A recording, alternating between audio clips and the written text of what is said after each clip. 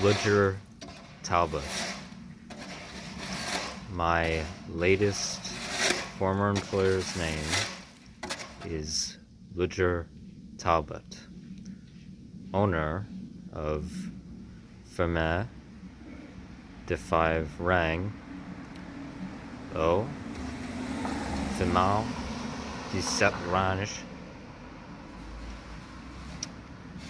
of the village of Saint Paul de Montminy, Quebec, Canada. Au ville de Saint Paul de Montminy,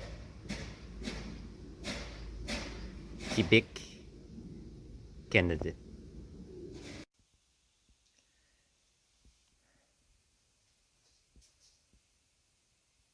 I don't know what's going to happen tomorrow, but most definitely one thing is going to happen. Most likely. I will not be in this apartment unit any longer,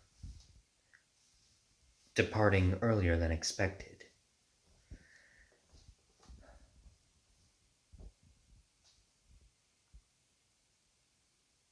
My employers have enraged me for the last time. And this is not going to go down like it has with other moronic employers of mine. This is going to go somewhat differently.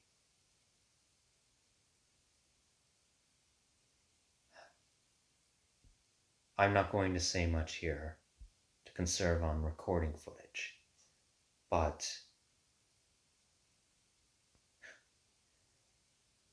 my employers are, as I have now found out, very prominent individuals within this community.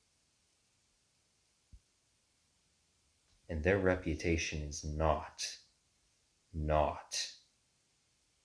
well received.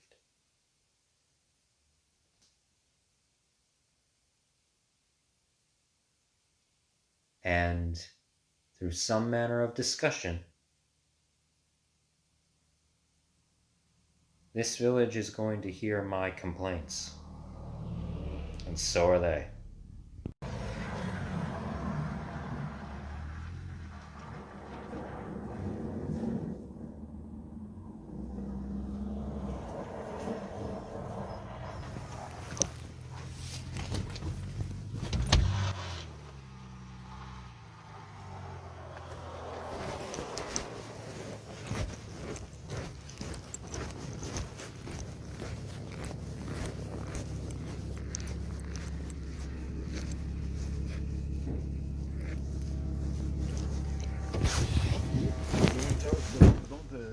Keep the door open. It's the winter, so the cold weather go in when we just keep the door open. Aware. I'll be going back there to get my clothes. Oh yeah, it's okay. Just when you wait, just go inside or outside, but close the door. No. I am not going to be working today. I will get my clothes and leave. You don't come to work? No. No, okay, good. My clothes are still there. It's good. Go out. My clothes are there. Oh, okay. The complete disrespect to me for the entire time working. Yes, but we try to respect you, and no, you take. You didn't try to respect me. Well, I worked as coordinated as I could. I tried to be as compromising with you as possible.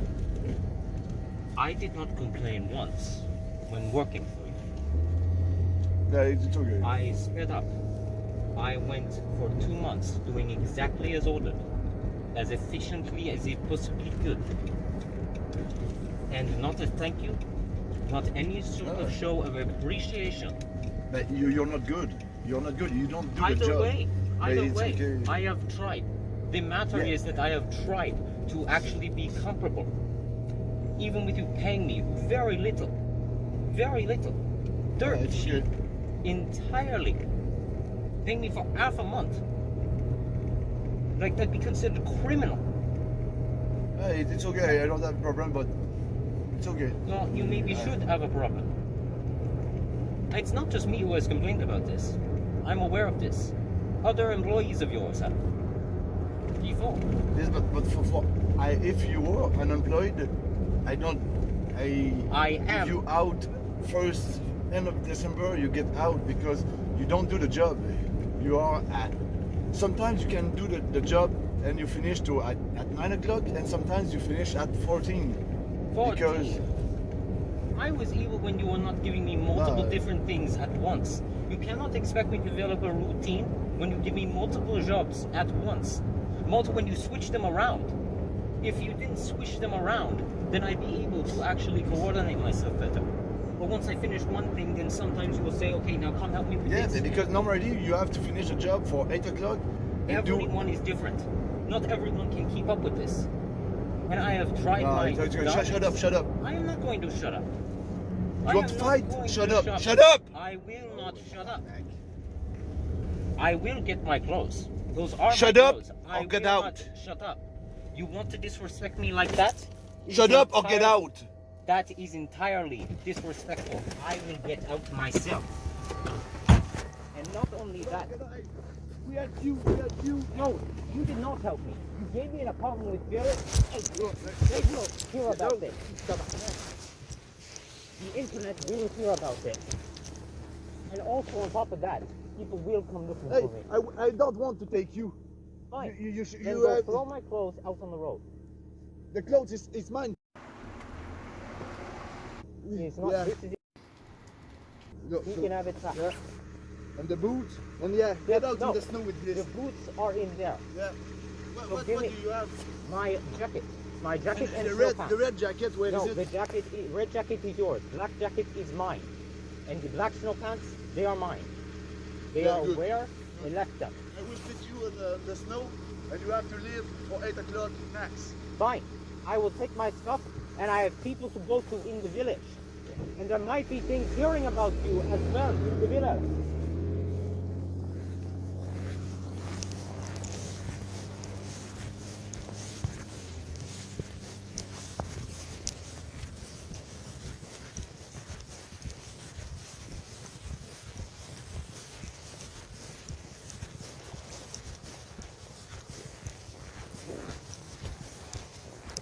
Well, you're a temperamental bastard.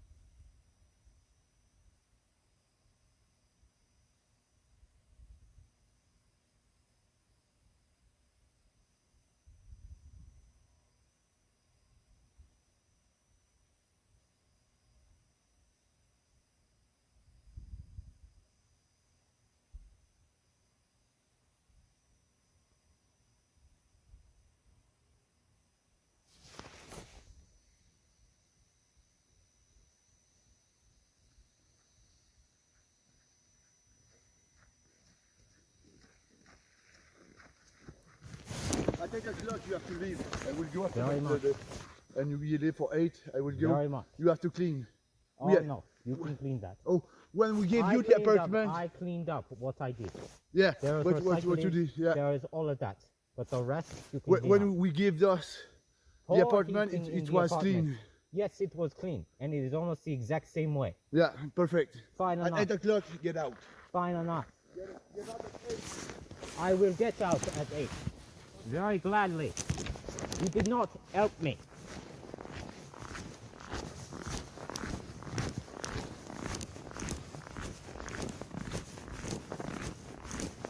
And if you want, the village will hear about this too.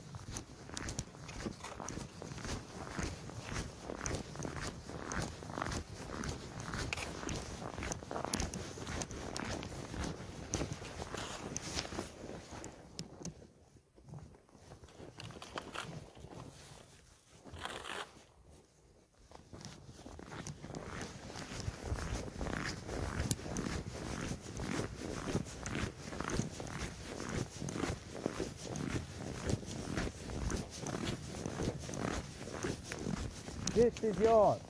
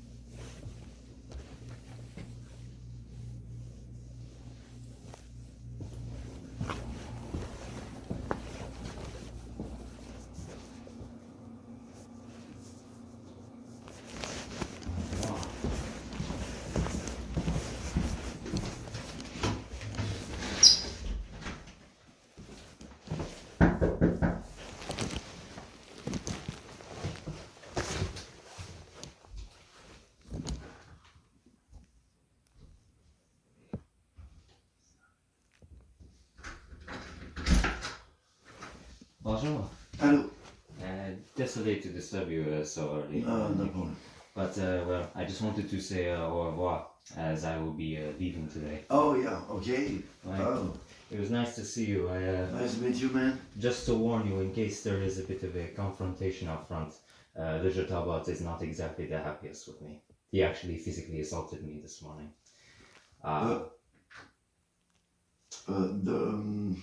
The owner of the place? Why? Oh yeah. Why? So just to let you know as a heads up in case you hear anything. Okay, thank you. Well, I hope you have a good rest of your time here. Yeah, as you long as too, you man. stay. You too. Ouais. And well, have a good rest of your morning. Yeah, thank you, man. Have a good day. Bonne journée.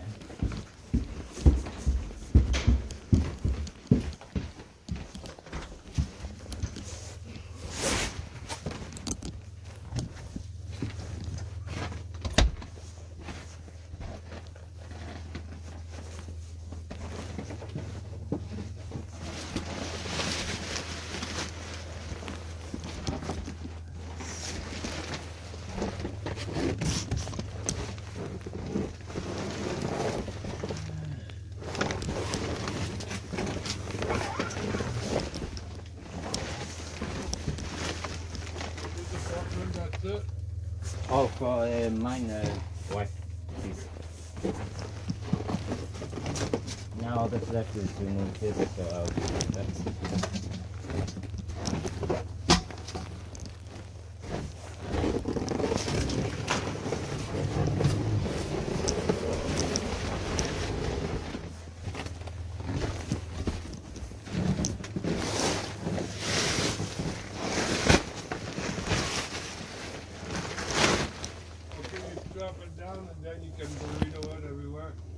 Oh, somewhat, ouais.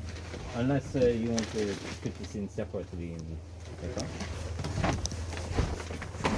Do you really sleep at these weather outside with this? Well, I haven't in this weather. It was fortunate that he allowed me to come to this place in time, but Okay.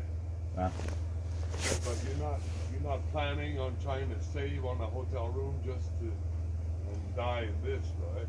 unfortunately, well, not. But I'm not going to die in that. Don't worry. Okay. I will definitely try sleeping in doorways if I have to in Lévis. There is a shelter in Quebec City. That's where I met my wife, actually.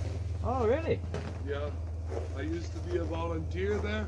What happened is I fell down under, and then when I lifted up a little bit, I rented myself a room, but I had nowhere to really go, so I offered my services as a volunteer.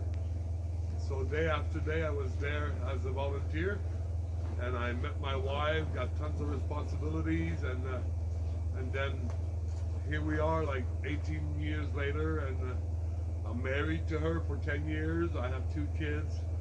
My wife got on track. Oh, that's fantastic. Is gonna be okay to give me that? I can try and get you. It's not like the stairs are gonna offer you any resistance. It's just No. things weird. Yeah, I'll take this.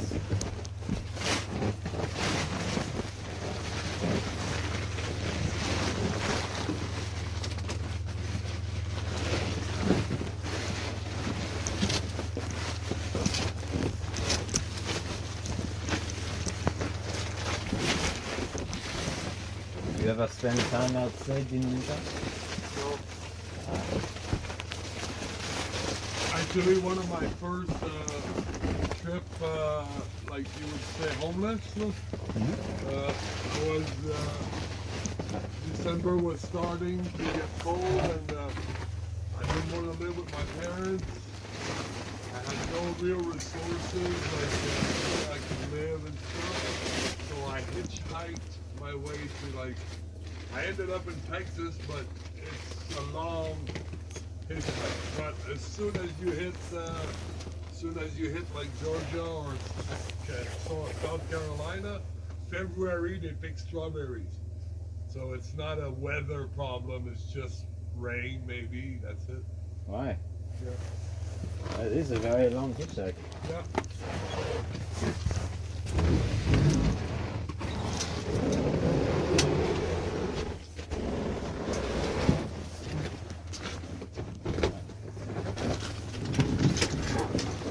See.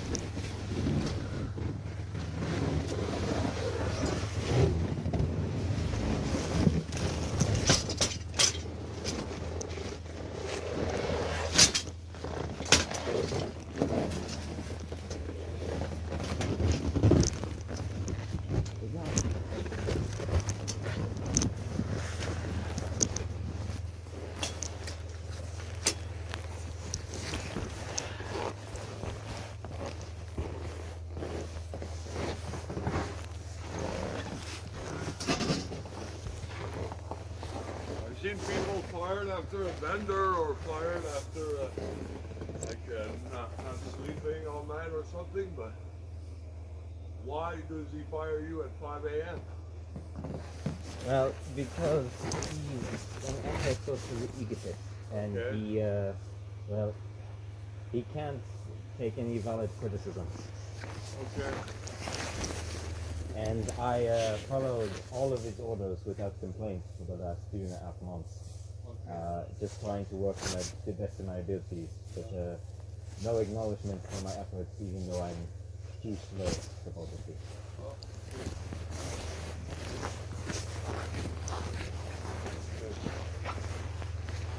His father are the rulers of this village, it seems. I know, I rent my house from his father. Right. And he used to be a mayor. You want, you don't have to wait here if you, well, No, you ask me eyewitnesses, okay?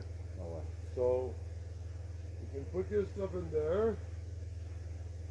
I can go back to my house.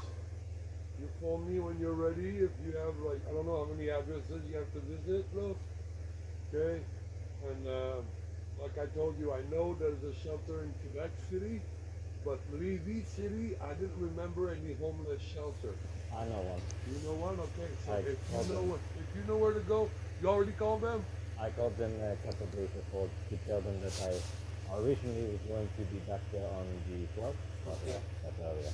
So they know. 12th of February. Why? Okay. Okay. So let's put that in there. So it'll give me time to tell my wife and get her ready. What? New shoes, but because she won't let me go to Lévis by myself, bro. It's yes, it's good sign. What do you think? No way. Oh no. No way.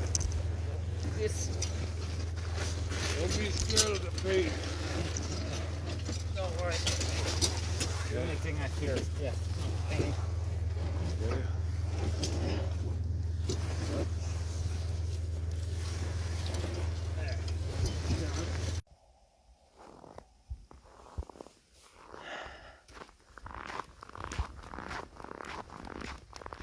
One last look around.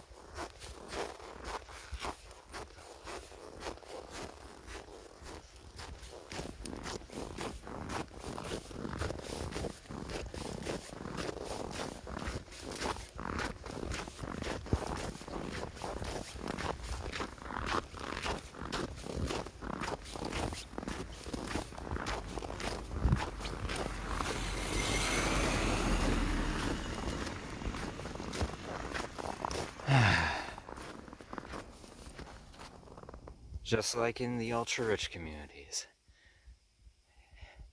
That is still an incredibly stupid design. That's the first time I've actually seen that gated roof design on a very much lower income housing unit. Okay, It's, they're VGs, but I don't give a fuck. very ridiculous. The value rises because of how much mega corporations buy up. They own the entire stock supply of factory producing these things. And there's either more or less of it. One way or another, the stock market is going to rise to that. If it's a rare material, well, it's going to be high in value because it's rare. If it's a common material, well, it's going to be high in value because everyone's in demand of it. Yeah, that's true. Something that everybody needs, you're sure you're making money.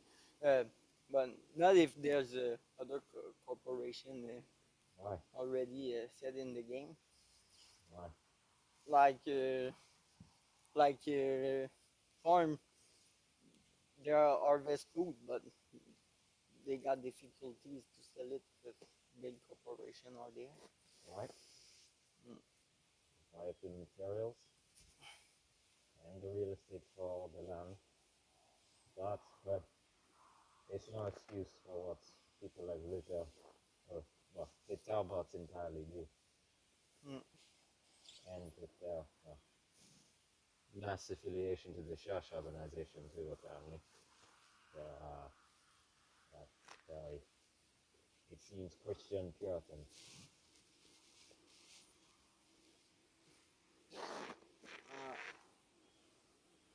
I go. So, what's your name? Oh, you told me. Tell me, I don't remember. Cam. Cam. CAM. Oh, never heard that before. It's, That's not common from you. no, not so common Québécois. It was not Québécois. It's Gaelic origins.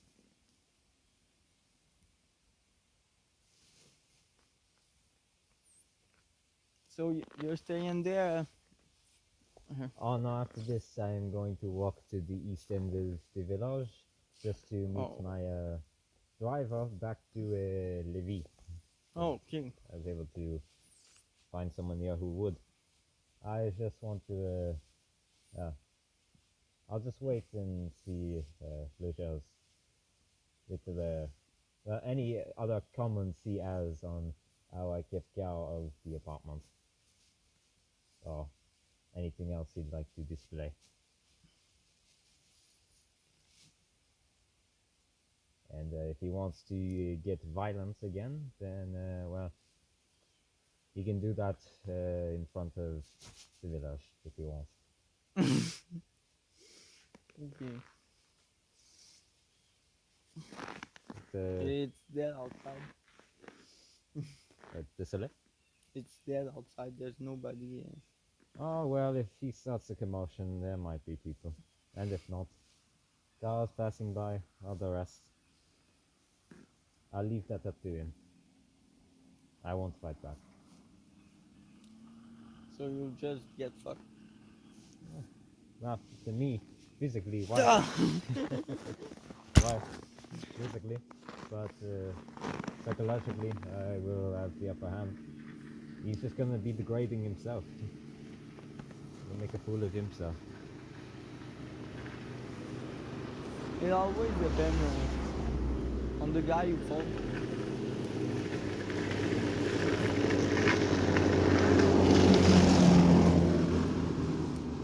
I mean, you may don't accept to lose a fight, but who will?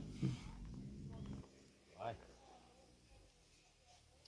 I mean, the way I see it, to me, for fighting back at him, it conflicts with my morality. And I'm not going to do that more than I have to. And, well, if he wants to commit murder in broad daylight, well, he can have fun hiding the body. He can have fun doing that. It'll be his problem. Not mine, I'll be dead.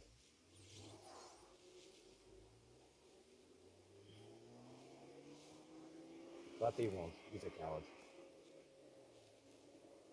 If he wanted to, truly wanted to, he would have done it on the back road.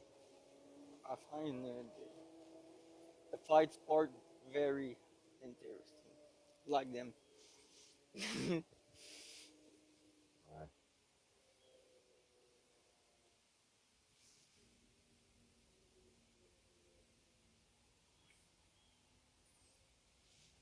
There's a lot of snowmobiles down this way, even on the main road. Mm-hmm. They legal on the road here? Really? Legal. Ah, yes. Ah. Oh wow.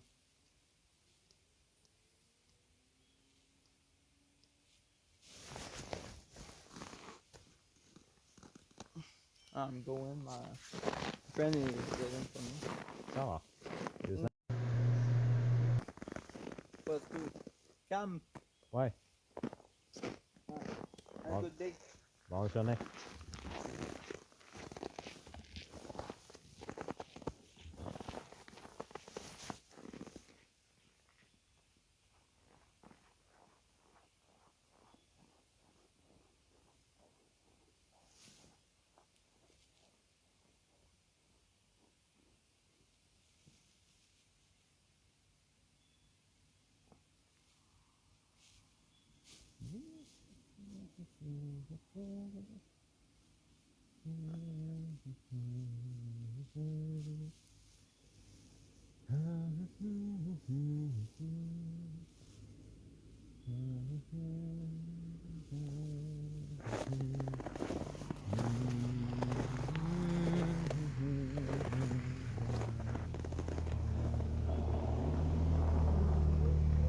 Bonjour.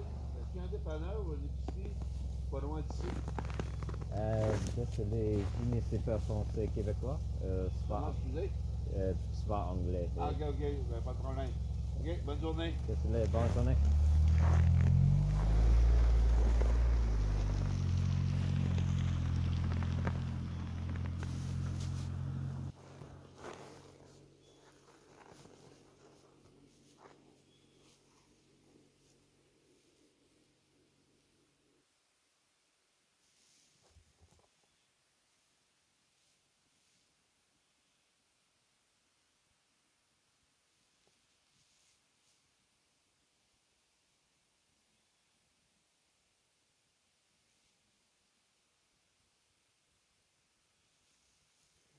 Not so good at the moment. Getting to the point of yellow seem to be waking up.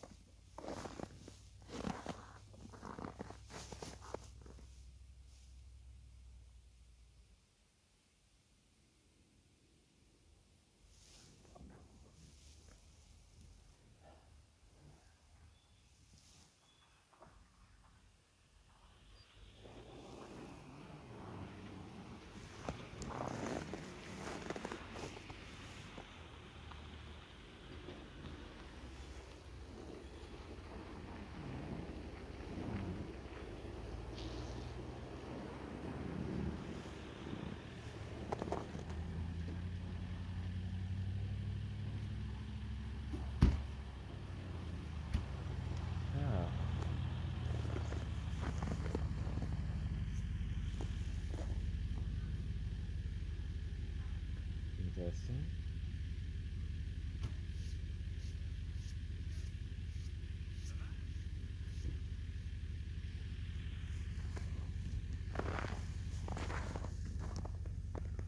Ah, here comes the principal now.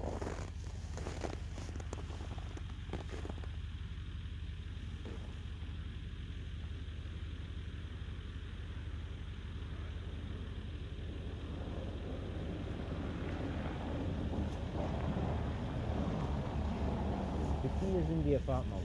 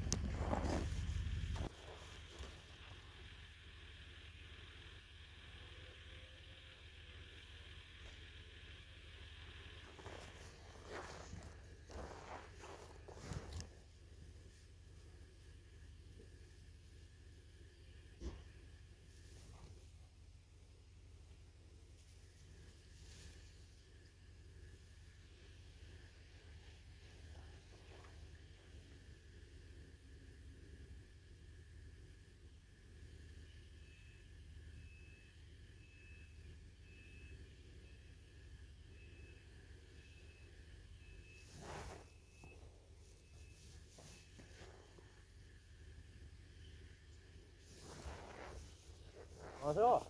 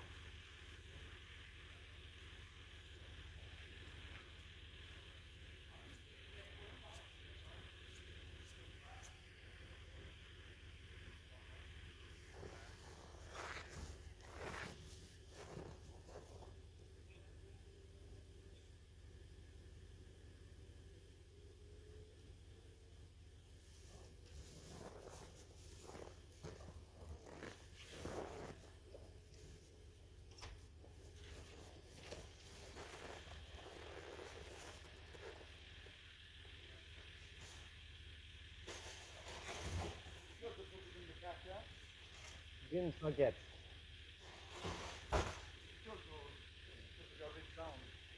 Of course, when there was a lot of snow. You are a good guy. He had You friends are to say he's good in this.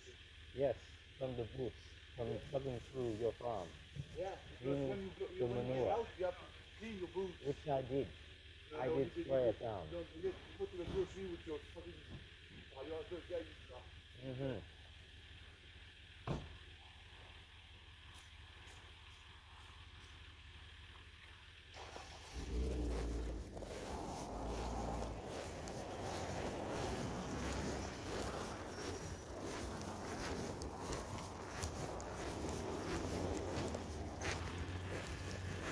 Au revoir.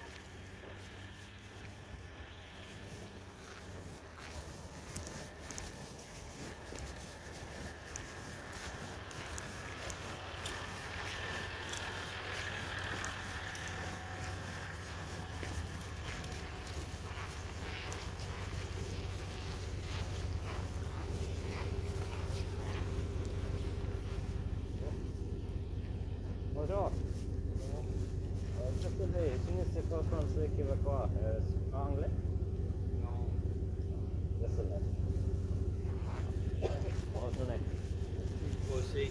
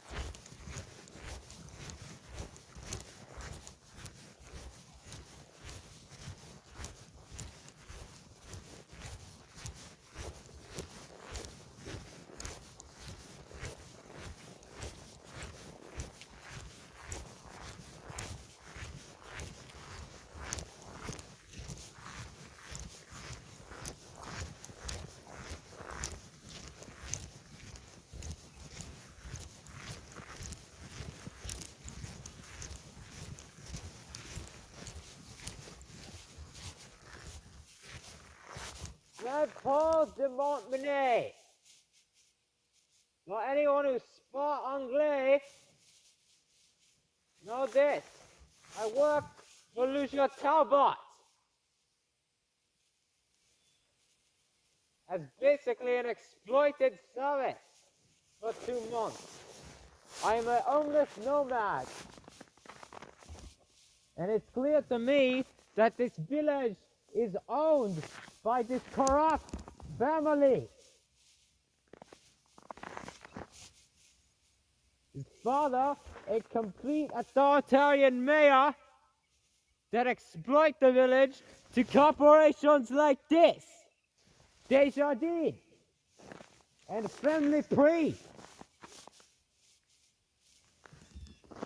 And his son, a morally corrupt, antisocial, anxious moron that cares more for his animals, barely even so it seems, than his workers.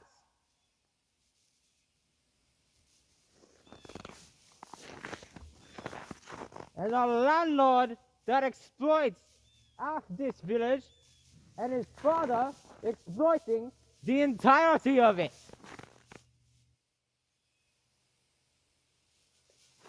I hope anyone who hears this would demand, or if anyone would like to organize, I hope you all march down to Farm Vermeer du Range and demand that they give up their land and sell it off, and that your mayor resign.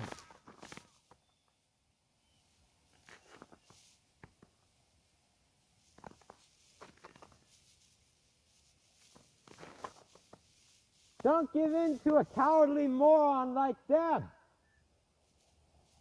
The 2 of them.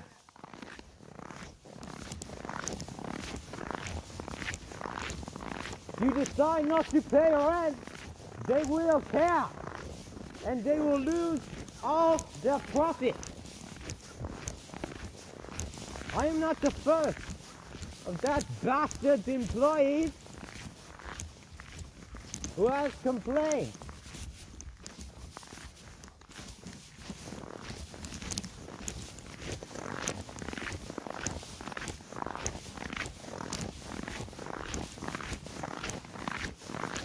Don't be afraid of them.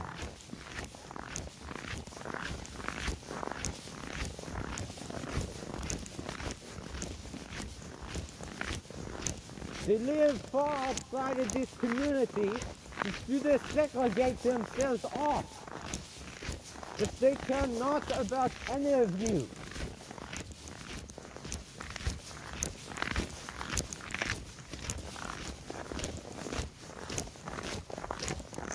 I take pity on them and have empathy for them, because they are clearly highly traumatized individuals.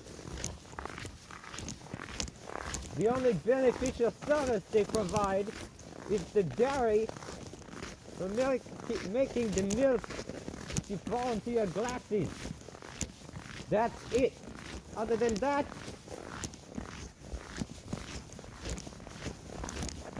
they are corrupt,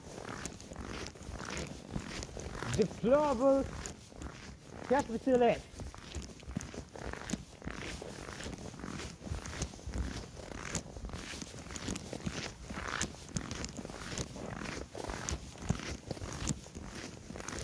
And let it be known that Lucia Talbot physically assaulted me this morning.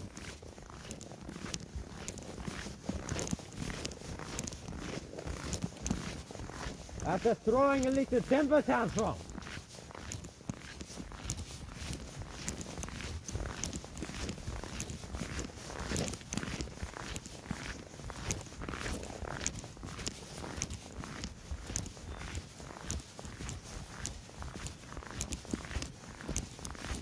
So if you can, I encourage any of you who have some common sense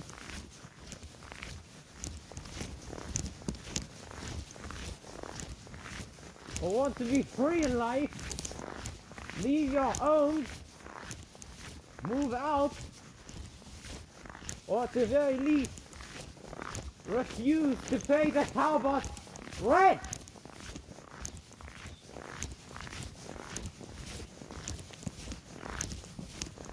Demand that that bastard of a mayor resign. And his bastard former son and him give us all of their leased out property.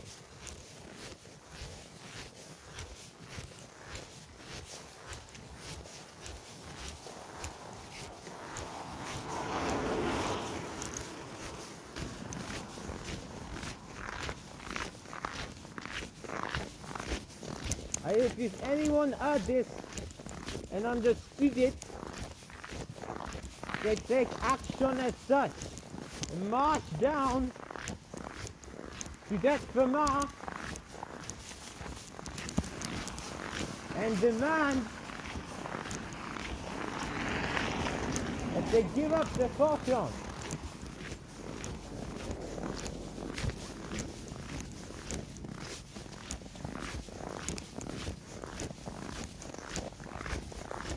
I don't encourage any sort of quarrel with them violently.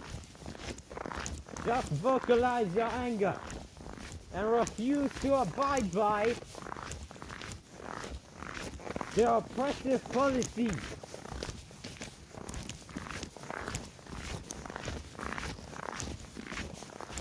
For those who helped me in this village, thank you very much. Merci beaucoup.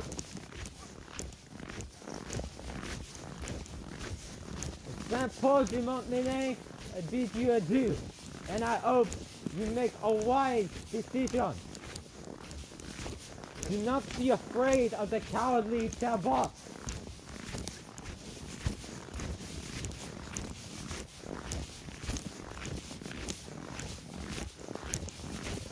Au revoir.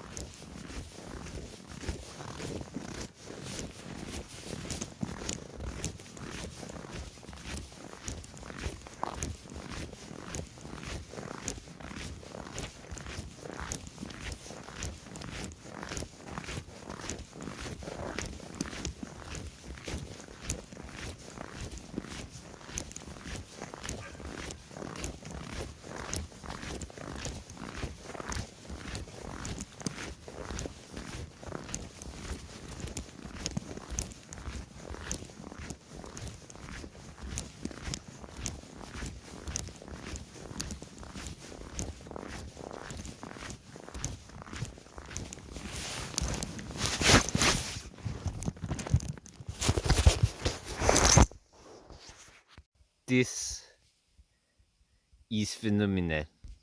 This snow sculpture. This is snow. This is the real talent of this village. Real, genuine effort.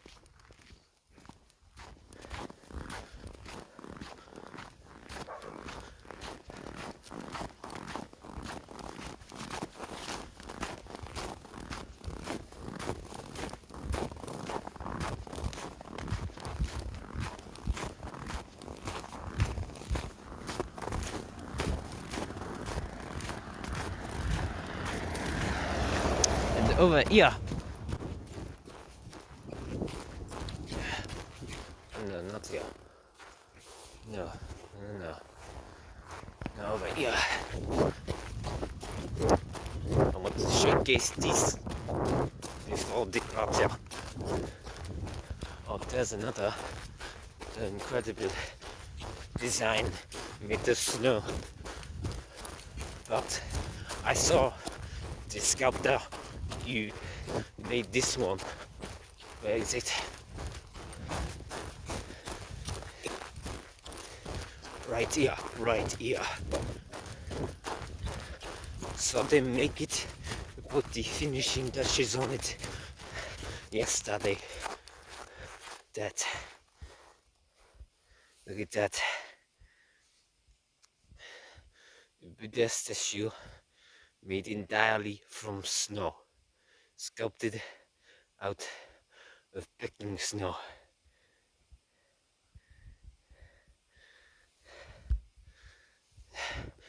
This is the real, genuine artwork of this village.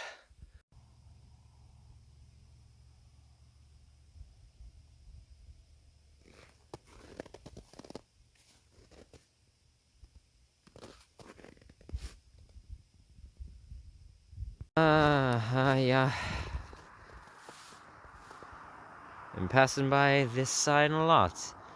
And, given what I know now, this is not surprising in the least. So, just so everyone watching is aware, I am alright. Physically, I am safe and away from the village of St. Paul de Montminy.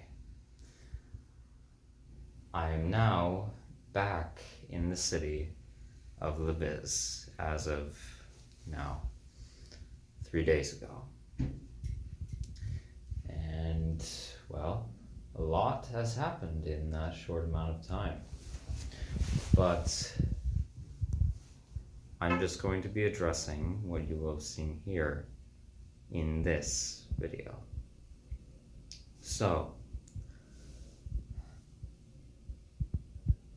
as of my last upload before this, I will have mentioned how come February 12th, I will be leaving the dairy farm from a defi rang that I was working for.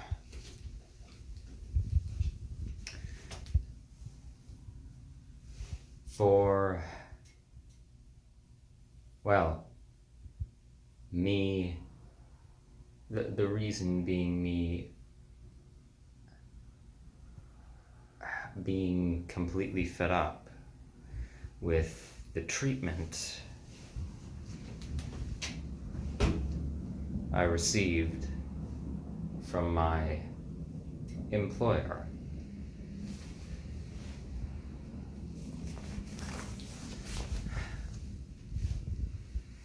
So, if you haven't seen recent previous videos of mine here on YouTube, I'll just quickly catch you up. 2.5 months ago, when I was here in Leviz still, after having left a small business hotel job I'd maintained for about a month here in the city, I went to an independent homeless shelter in the area to stay for initially a week, but it ended up being 2 weeks.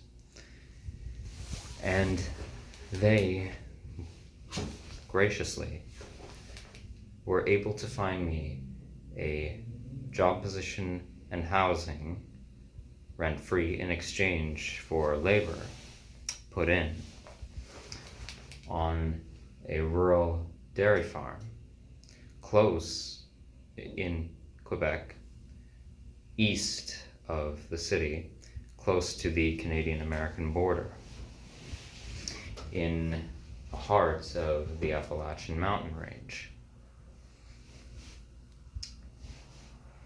And after calling, well, having a certain amount of attempts to contact the owners of the farm, they agreed to come pick me up and take me to work with them for the entirety of winter. 6 months till about the beginning of May, with the possibility of some amount of payment involved as well. Now, I will have stated in my Exploring St. Paul de Montminy video that from what I had seen and the treatment I had first received from the owners of Fermentify Rang, that they were very compassionate individuals, that they were very compromising, or to some degree more, well, willing to provide me aid, despite certain amount of unethical decisions that I picked up on, which from the get-go should have been obvious. That I didn't look past, but was able to manage with.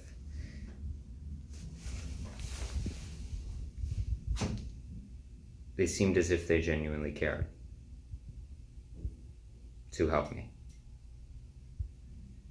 in exchange for me helping them to the best of my abilities.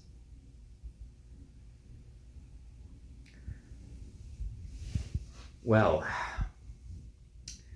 I was very clearly wrong about that. Very clearly wrong. Very much misjudged them. Was too quick, given the time duration that I was scheduled to stay, and just in general, should have found out, tried gathering more information earlier than I did about them, to make a more accurate assessment of them as people. So that's the overview of what happened 2.5 months ago. But now let me go into detail as to, well, what will have transpired in the footage and footage you will have seen and audio you will have heard before this clip, and what led up to it. So, I had been working for the Talbot family, as that's their name, and I am not going to keep, well, the identity, especially of the CEO of the small farming company, Ledger Talbot.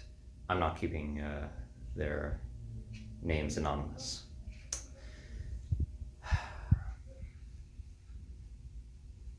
I had worked for them. I was being taken to help with tasks on the farm every day, starting from December 15th all the way till February 2nd.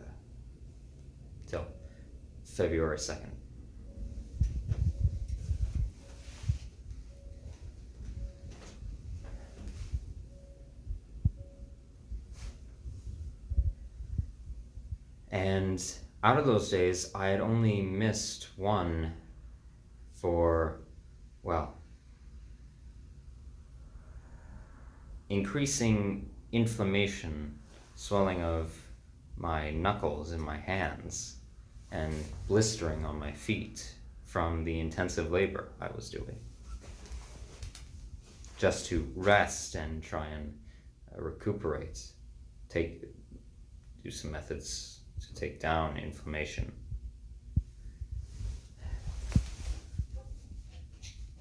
And ease the sores.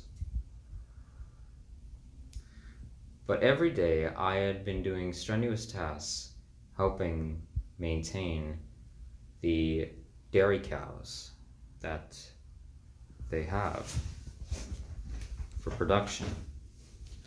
This included giving them hay, pushing hay with their unique setup, pushing hay in front of a main pen of cows in a pasture. No. Well, sorry, not the pasture. Passage, I believe, was the name of the section they had them in. I don't know what that would translate to in English, but, well, giving hay extensively around the clock to the cows, which included me running back and forth up to a attic area of the barn and dropping entire hay bales down, as well as debris from a baler, a bale crusher that they had, then dispersing it along just a little tiled corridor by some other pens for the calves we had, the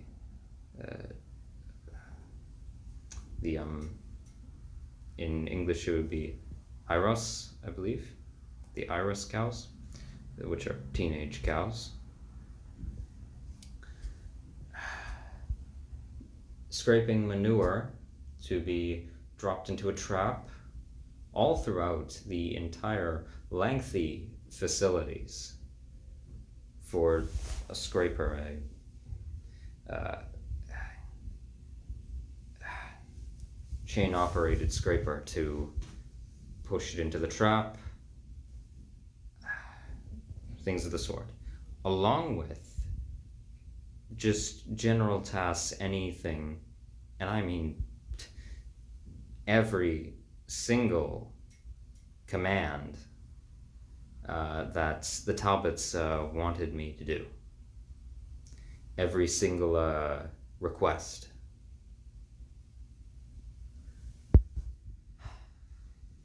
I followed through with this to a T, as far as I'm concerned.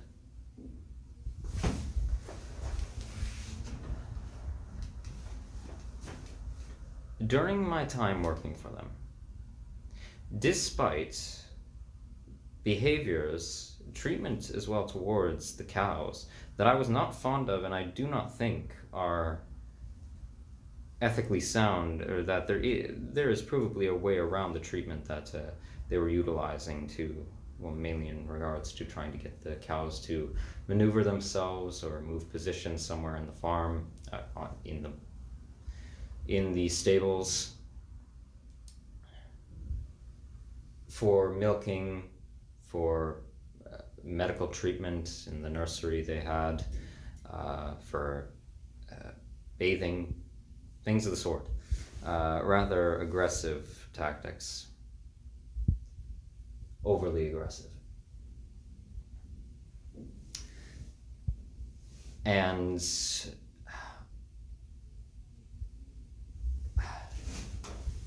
with that, unnecessary amounts of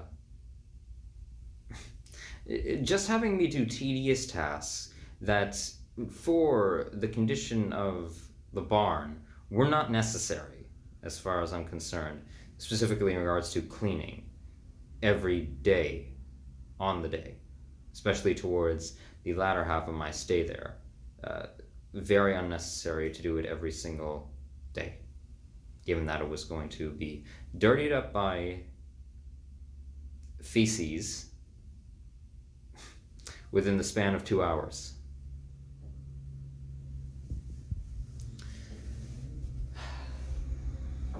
Just tedious tasks. But, as well as genuine development projects, further developments to the farm, as a whole, the buildings that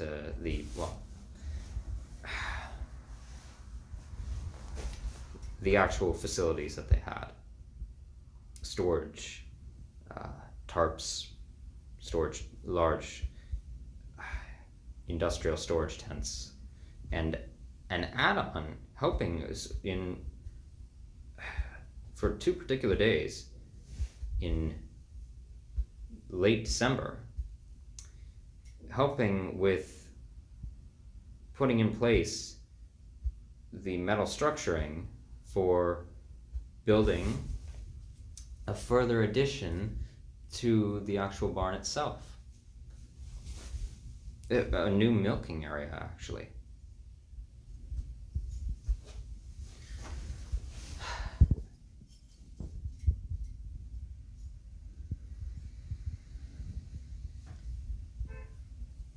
All the whilst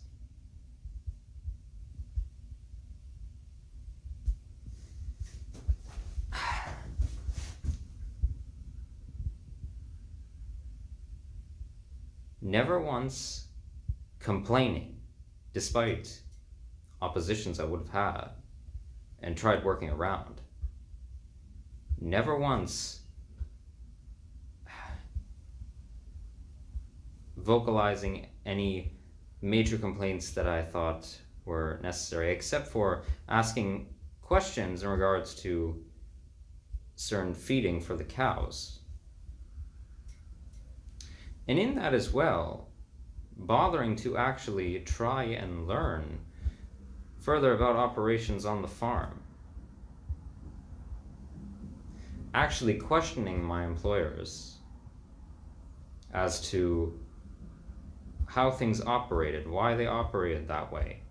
General information about the dairy industry, here in Canadian dairy industry more specifically, their operations as a whole, willingly. Not out of obligation, willingly. Which they seemed, well, my co-worker who worked with me for a majority of the time that I was there was more than giddy, it seemed, to, well, answer. Same with Ludger Talbot and his partner.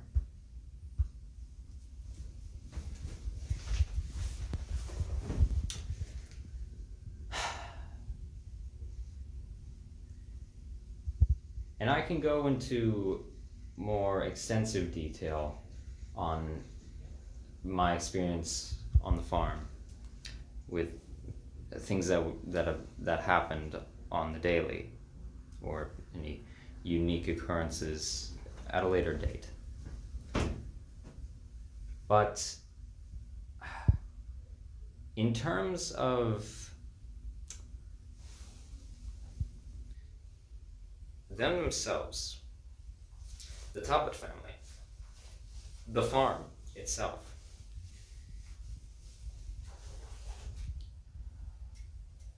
it is by all means, as far as I observed, from most likely paradeals they had with equipment providing companies, and most likely amounts of land debts, and also, well, payment towards hydro and water production for the property. With all those expenses added on that I had taken note of in terms of the condition of reused items on the property,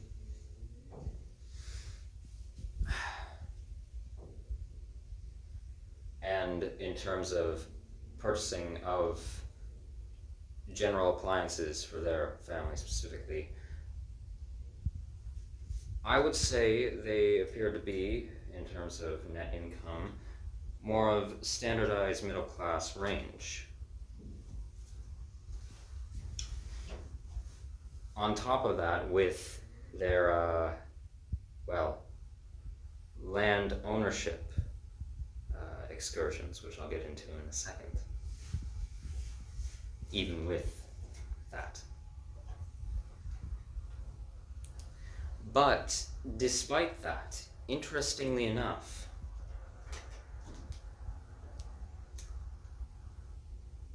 I classify them as very uniquely being the equivalent of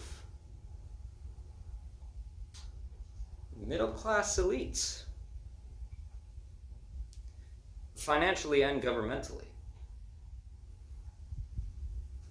Here's why.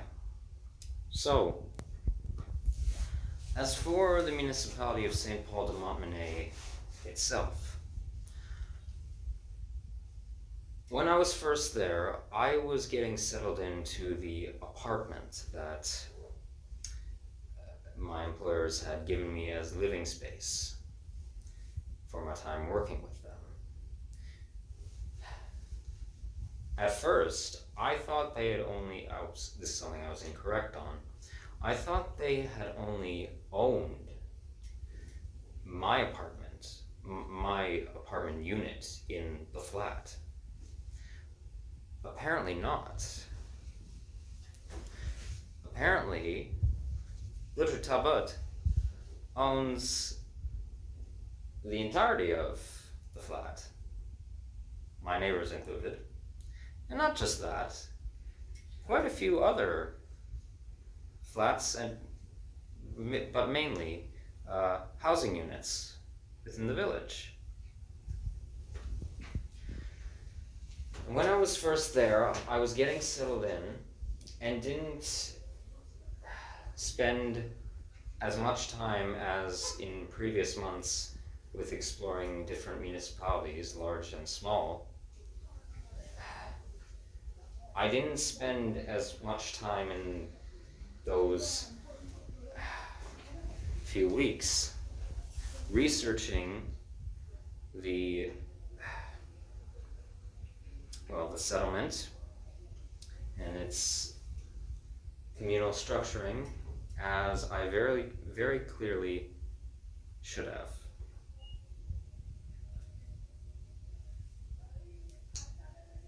But after about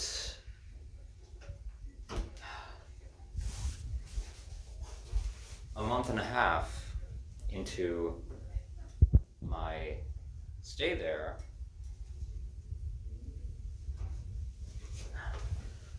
I began looking into it more extensively.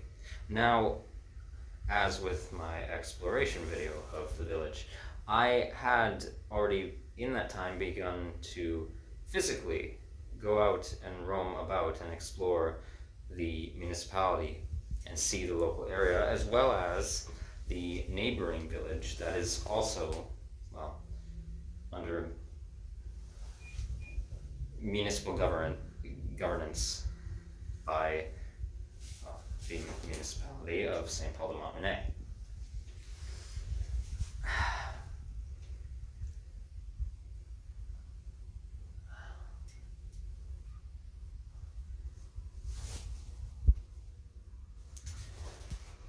And I'll continue this later. So, why do I refer to the Talbots as the equivalent of middle-class elitists? Well, Richard Talbot is not solely a independently operating, family-owned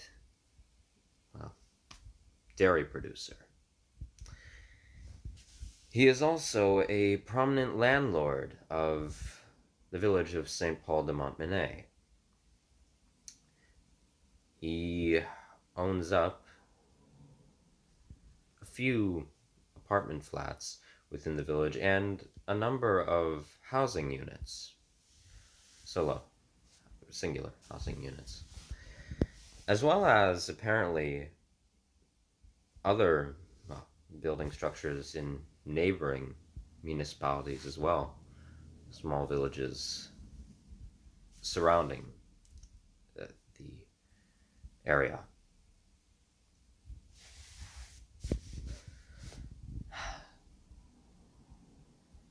And from all the information I could gather from asking around the village later on, well, his reputation is not the greatest for, well, care of the tenants to, well, his leased out property.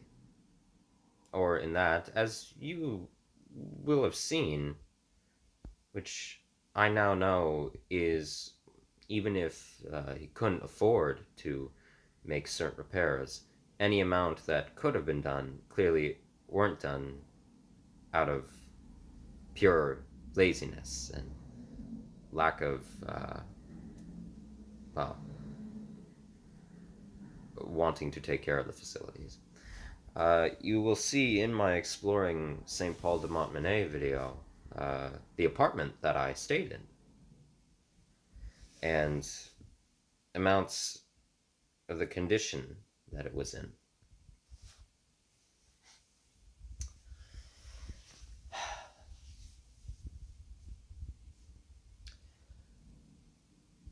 But on top of that,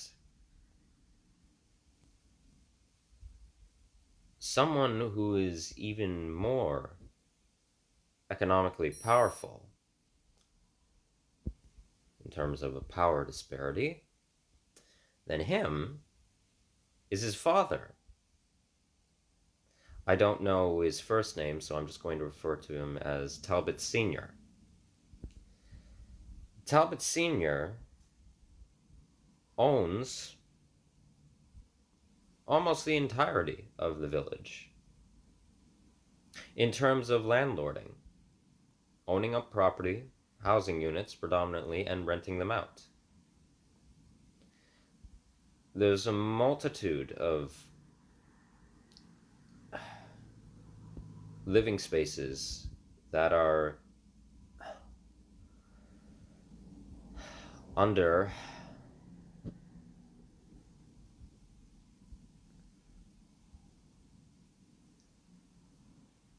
his complete control in terms of, well,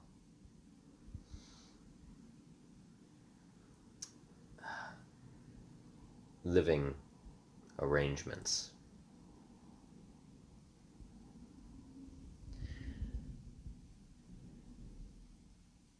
I think there's only a certain, maybe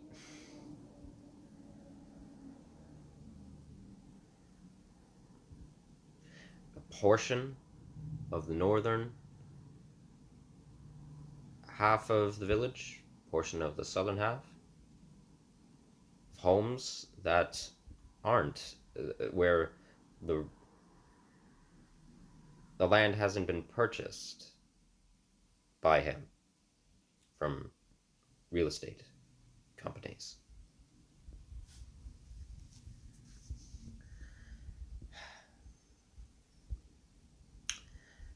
As well as that, Talbot Sr., as of current, is also the mayor of St. Paul de Montminy.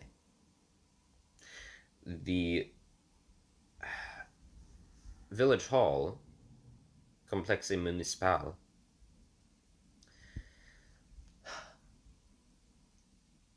is, well, the council building for the municipal government. And according to my local sources, he has been in office since about the early 2000s, early to mid, and has remained in office despite attempts from people to, well, put up different opposing candidacy, running against him.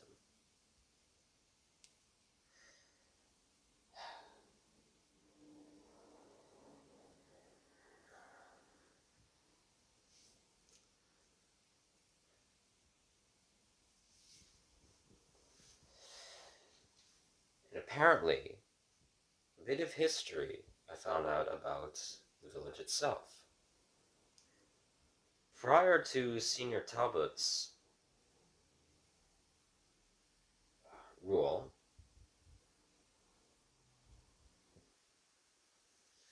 or the very least when he was slowly rising as a highly influential economic figure in the municipality. St. Paul de Montminy used to be somewhat of a regional tourist hub and cultural hub for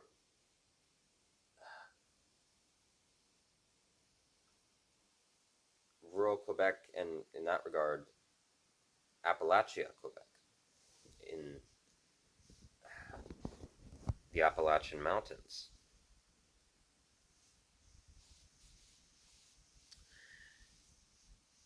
It used to be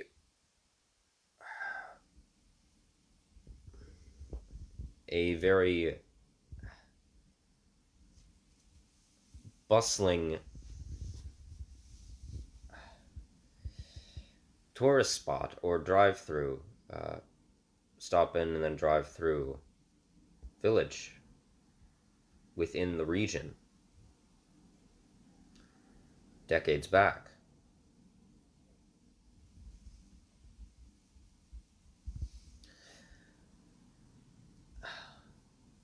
But in that,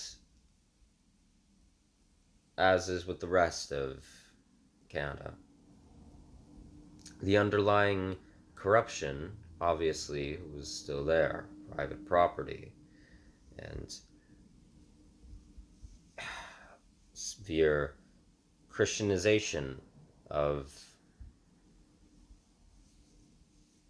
residents of the region, exiling indigenous communities from their land. And in that, another thing to note is that in terms of owning up private land, the Talbots have had influence in that realm of economics for, well, pretty well it seems since the inception of the municipality, as well as them being prominent figures in the church organization within the village, religious operations.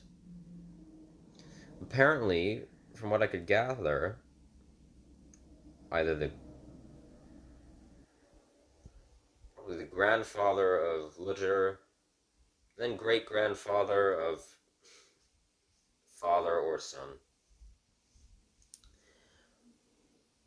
Well, was the original head priest of the church that you will have seen in video footage earlier in this video and my exploration video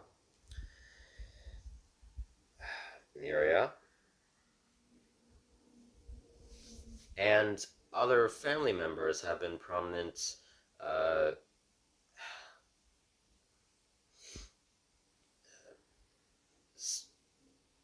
deputies, second in command to priests.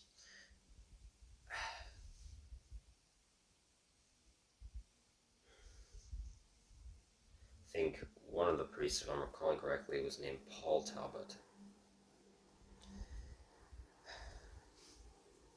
And they have had mass influence over its decision making, well, its organization's enforcement of what is very much Christian Puritanism.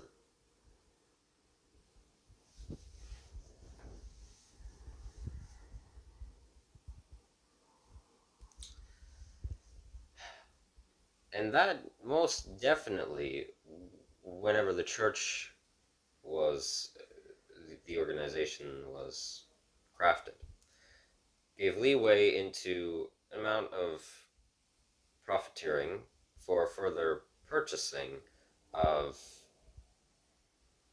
far back, many centuries ago, at the time would have been cheaper land developments.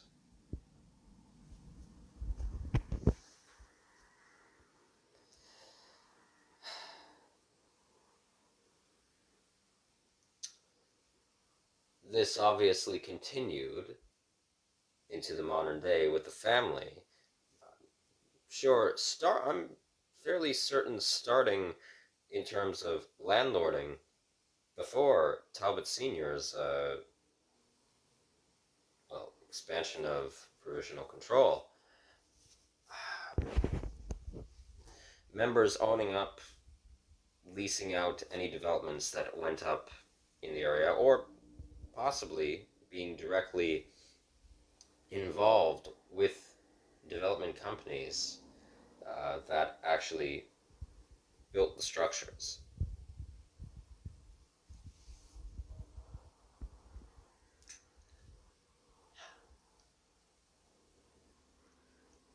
And when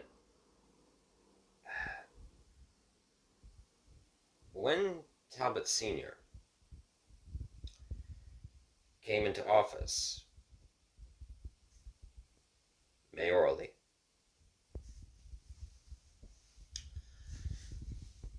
well, he clearly made a lot of decisions that solely benefited him, and only him, as is common with capitalist fascists.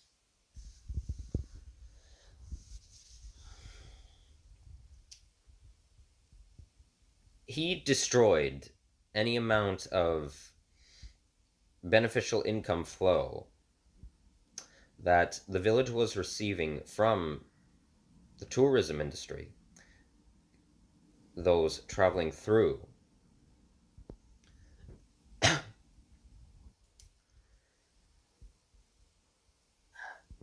By making it nearly impossible for any small businesses, which there were apparently a plethora of prior to his reign of terror, to stay afloat financially. Apparently, in the early 2000s,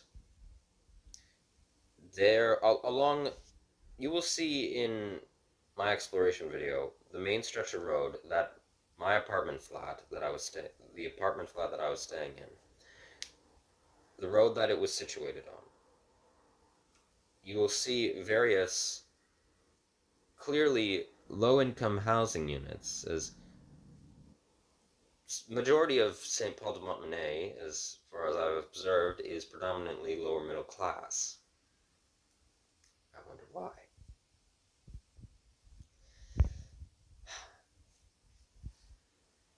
You will see mainly living spaces.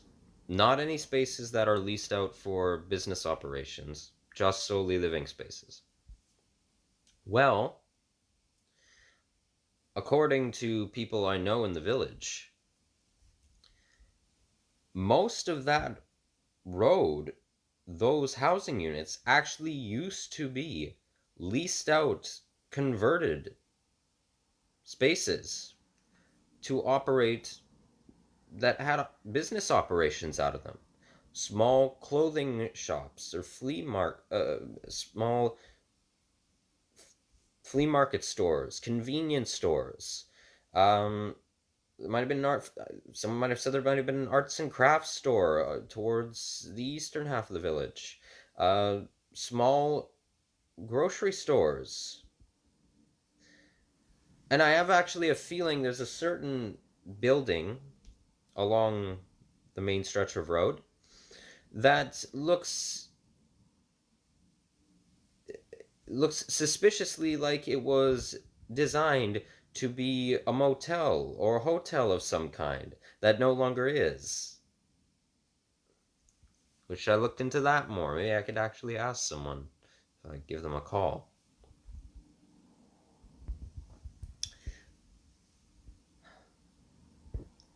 There were a lot of small business, non-expansionist businesses within the village center. And now there's none. Because of mass inflation, mass purposeful, I don't doubt, from Senior Talbot, raising of rent costs under the excuse, the guise of keeping care of the facilities, rising of value to the local area, of tourism, of, well, the value of the housing market prior to the 2008 crash, which I don't doubt only caused it to get worse. Being high in rate and value, so rent needing to be raised, etc., etc., etc.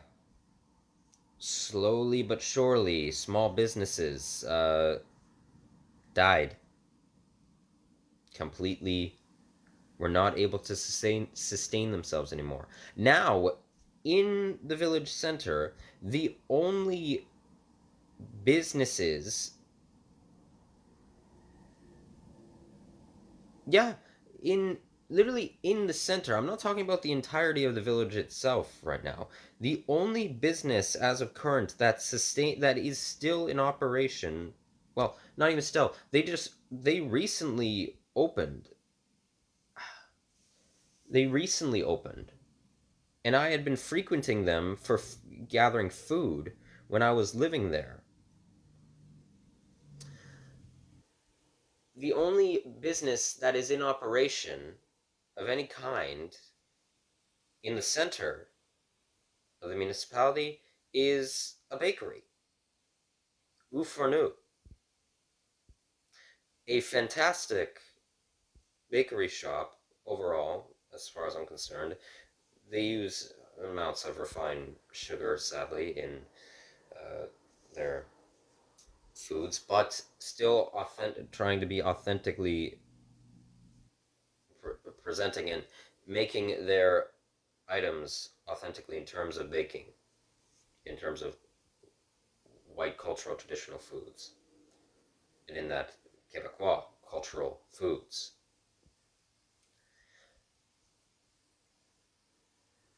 They are the only ones left.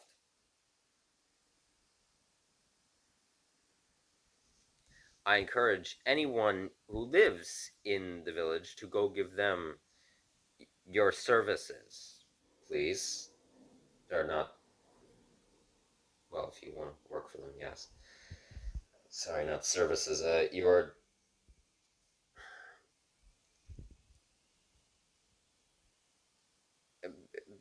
being clientele of them.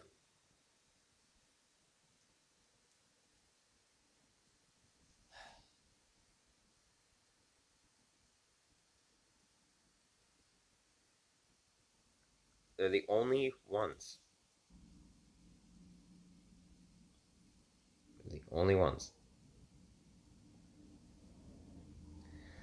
The other businesses that remain in the village on that stretch of road, there's a mechanic shop in the western half of the village,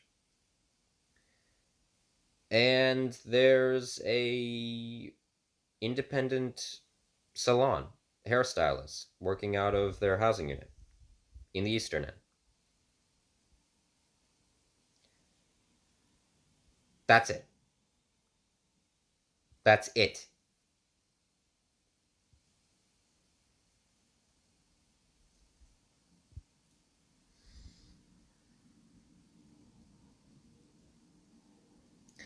They've also wreaked havoc on the neighboring village of St. Palest, as it's under municipal control from, well, incorporated within the rule of the county.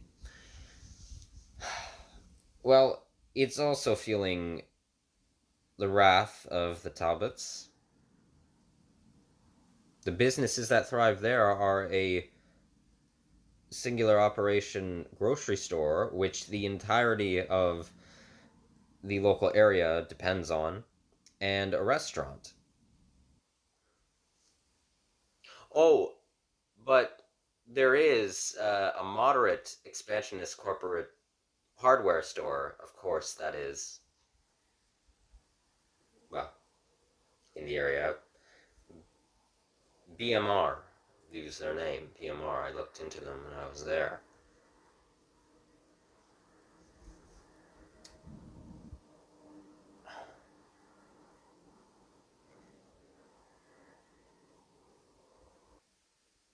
It's also, so in that, it's very clear to me that Talbot Sr.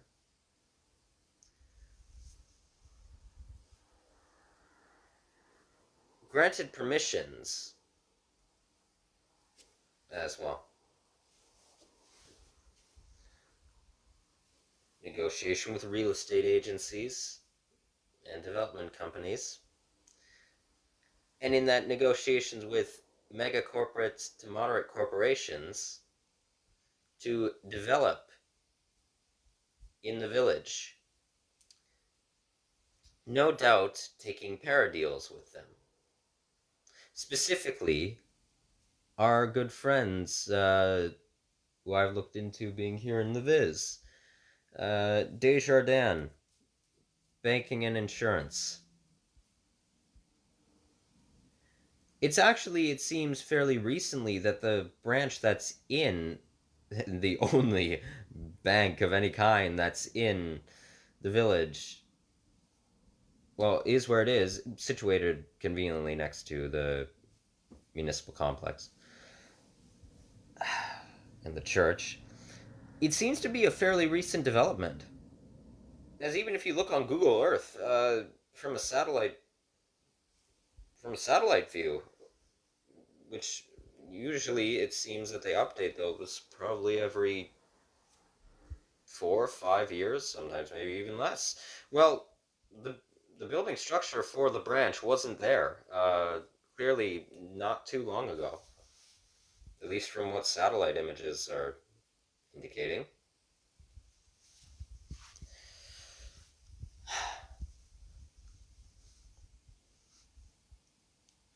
But it was developed. They had been granted,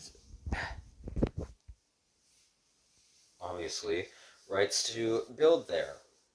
As even if it wasn't, even if Talbot didn't do it, well, they control and are the governmental forces on a higher level.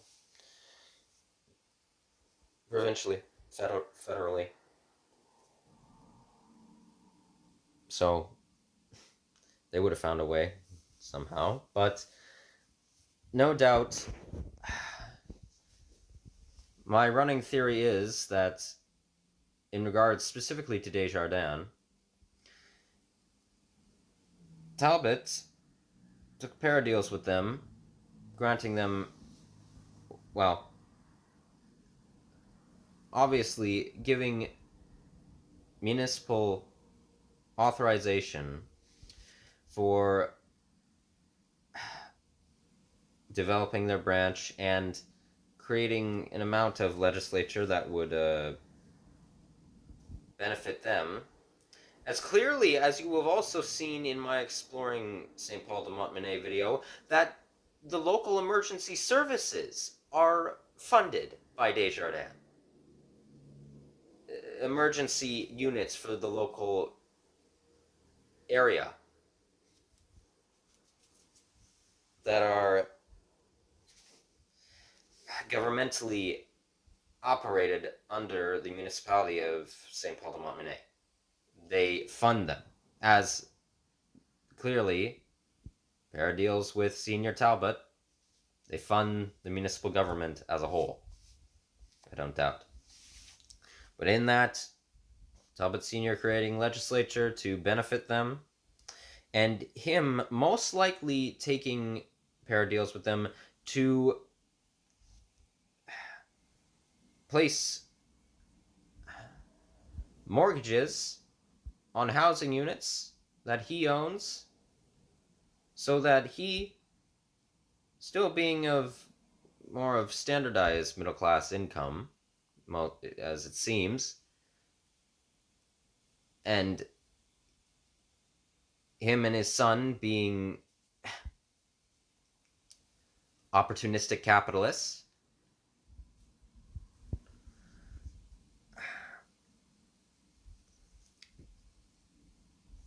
placing mortgages onto building units that he owns up so that he can charge up mass in rent,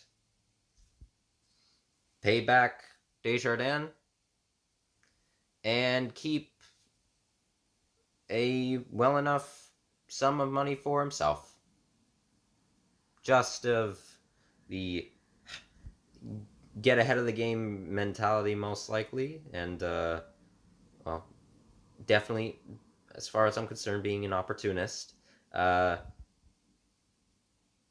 Just keeping a steady amount of wealth for himself with this these elaborate tactics of doing such, and well, no doubt because of generational psychological trauma within the Talbot family.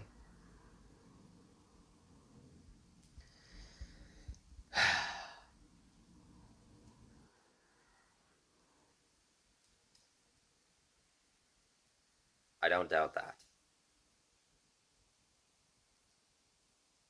And allowing for, in that, allowing for members of the community to now bank with Desjardins, convincing them that it's a lucrative method of managing finances for affording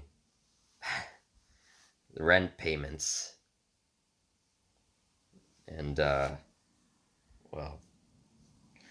other bill payments that may be not included with rent fees. Might have to be independently paid by the tenants.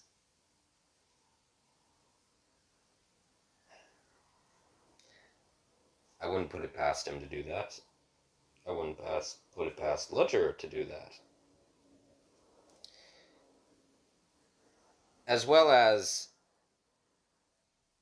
the selling out the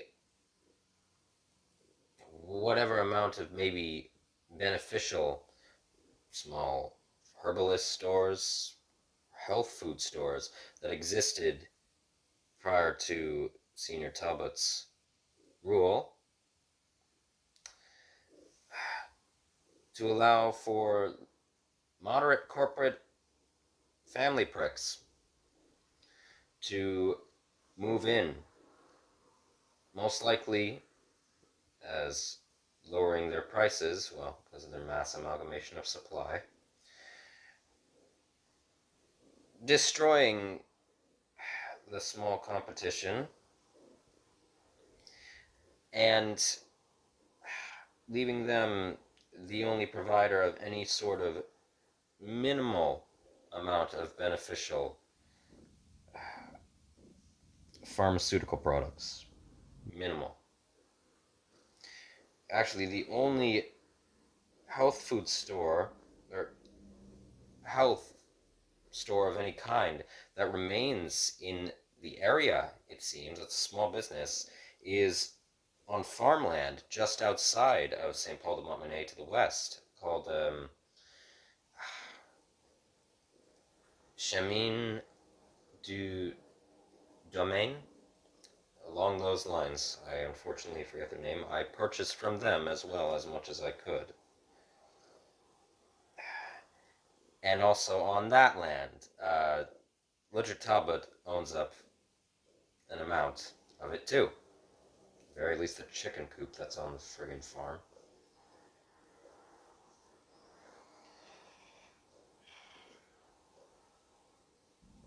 As well as to that moderate corporate hardware company, just to exploit the village for monetary gain from the Talbots, for Talbot Sr. And obviously, Lutcher reaps in benefit from an amount of this as well. Now, apparently, in the last few years, Lutcher and his father don't get along too well, apparently, according to village folk. There were some allegations that he brought up against his father.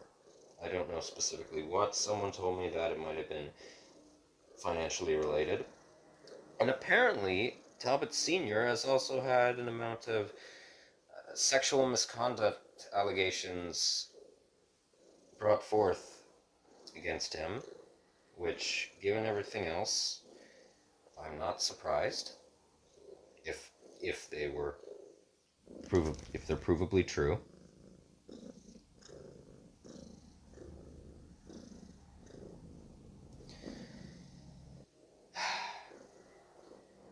And on top of that,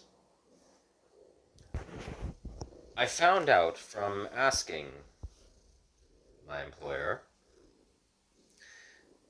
further inquiries about the farmland that he lives on with his family, that apparently, according to him, it's been within the Talbot family for many years, been passed down. And, well, he ended up going into dairy farming because, well, according to him, he didn't want to go into construction. Now, I don't doubt that his father had influence over that decision of so-called keeping this prestige of praisable work ethic within the family name, as his father is clearly a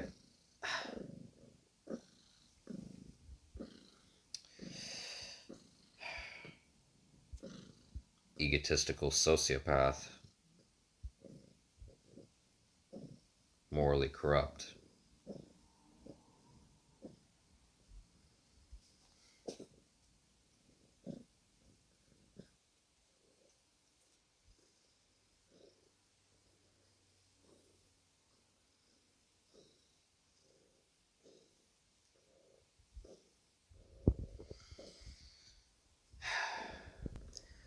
So, let me address what you will have seen here in this video.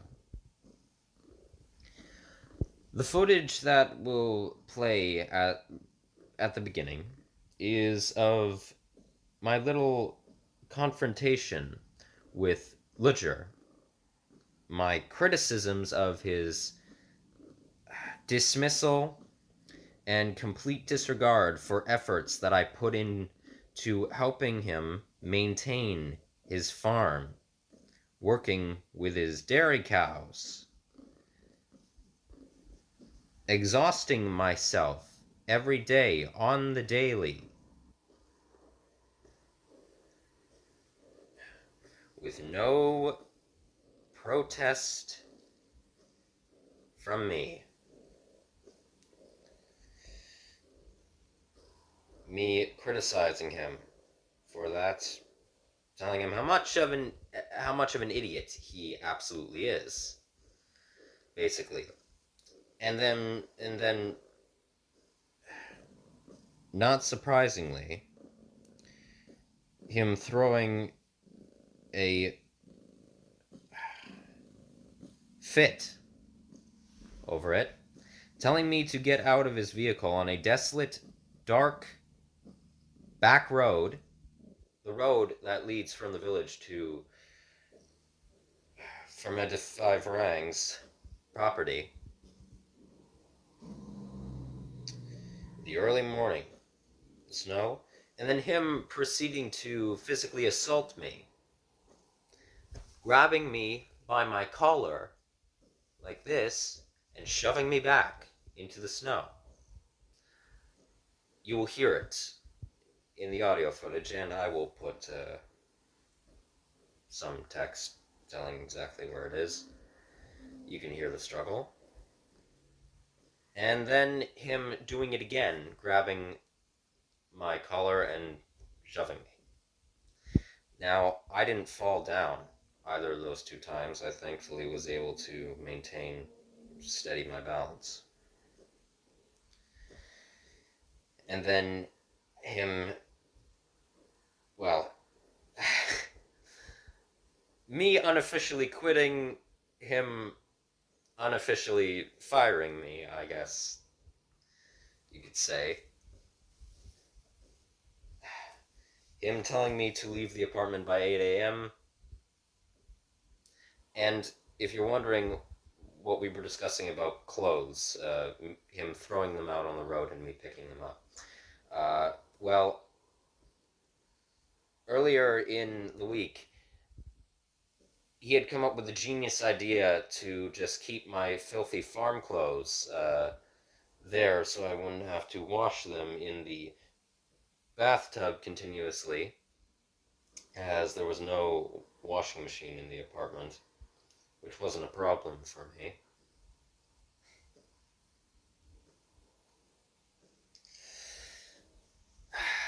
In order to try and keep it clean, because my boots were muddying up the floors, and I was too physically exhausted most days to tend to it as in terms of mopping. I kept up with sweeping, things of the sort, and also because of, bad decision on my part to leave the mop outside to let it dry from a prior time of cleaning the floors, it broke. Which I had been meaning to try and figure out a way to maybe fix it. That didn't end up happening.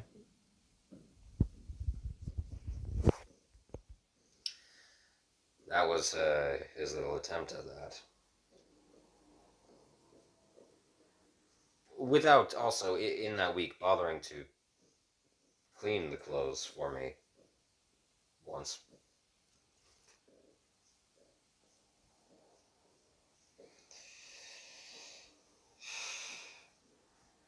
And then the rest of the footage will be of me and someone within the village who I became acquainted with,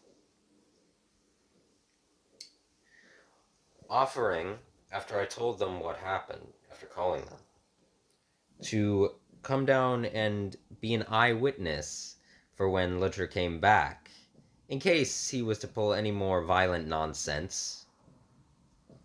But they didn't end up staying for that long. But on top of that, offering to drive me with my belongings back to Leviz, which I am beyond thankful for. Which is what ended up happening.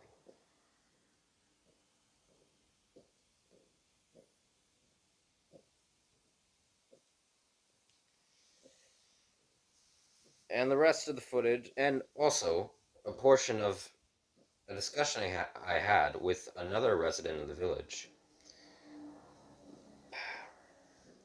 about what had happened, who had been walking by and stopped to talk to me, and about the Talbots'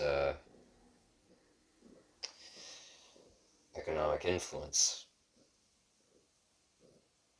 We had a very good discussion. And then when Luther came back, well, it just played out as, from what I guess maybe you could hear, he was upset that I didn't take out the recycling. I told him, well, no, I didn't forget to. I left that there on purpose.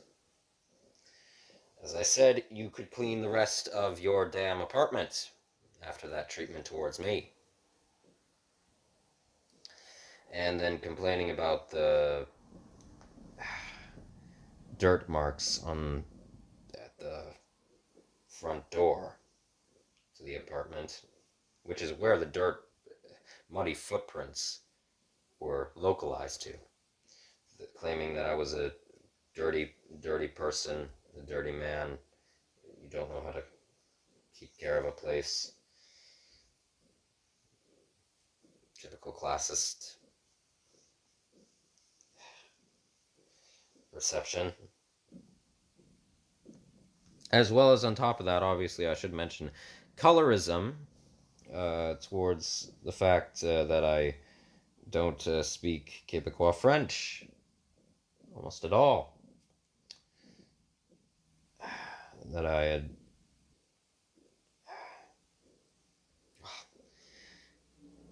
There's not much more to say really past this point than that.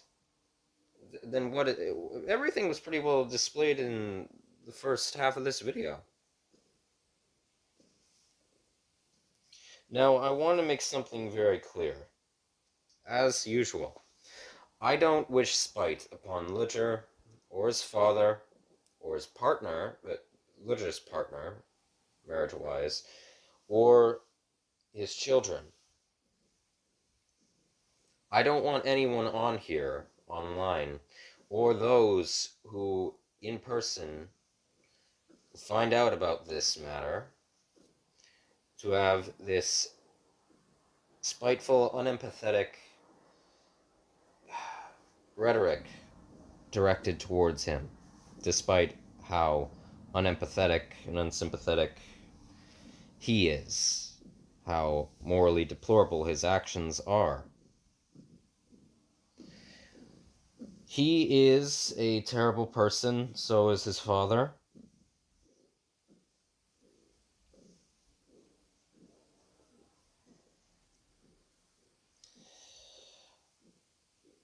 They are human beings. They've turned out that way because of years of psychological trauma. Any anger directed towards them, as I have displayed mine here, do not do it without empathizing with them, as I always encourage.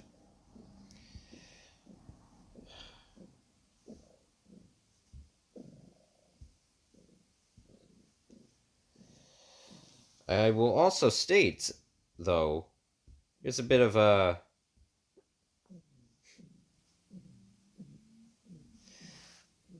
domineering tendencies of Ludger. When you can't see it on the footage, but when he pulled up at 8 in the morning to check the apartment, when he got out of his vehicle, he turned to me with a little peppy smile on his face and winked at me. As if no one will ever fully know or believe what he did on the back road on that dark morning. As if it was just between the two of us. His little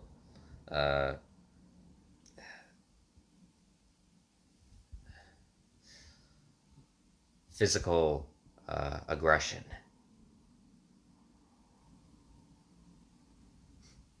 You should have asked a bit more about me, Ludger, when you decided to hire me.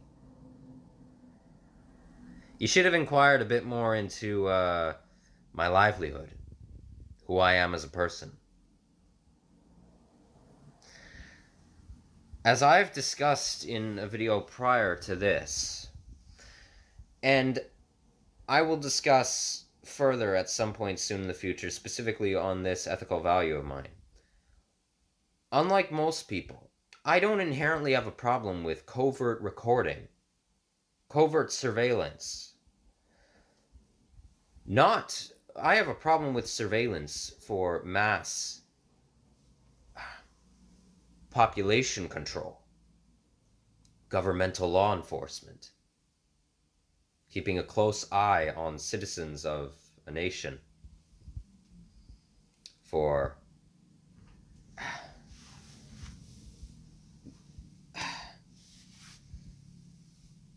ruling authority,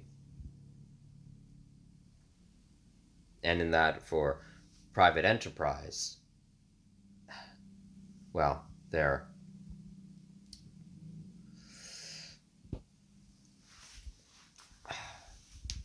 privatized protection.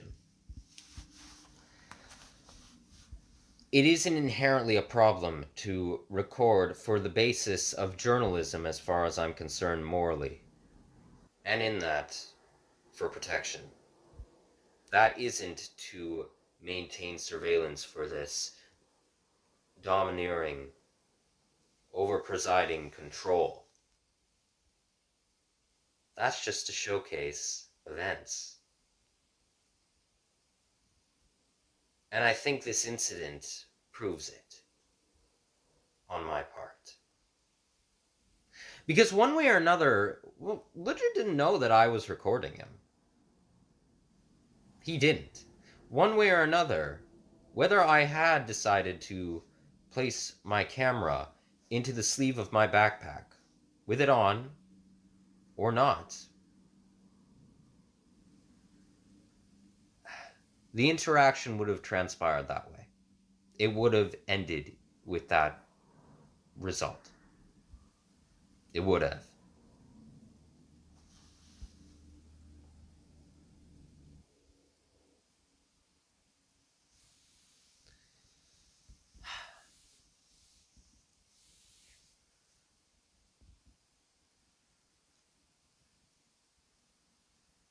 You should have asked, Ledger. I don't abide by how much financial control, any amount of any amount of pleasant relations you may have with your uh, rich daddy.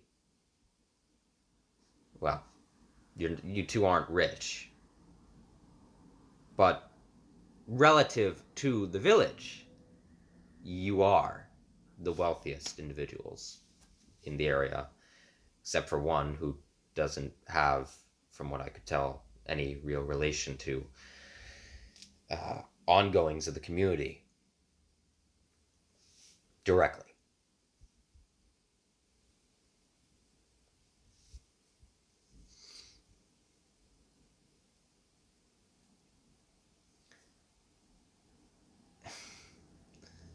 You're not a threat to me.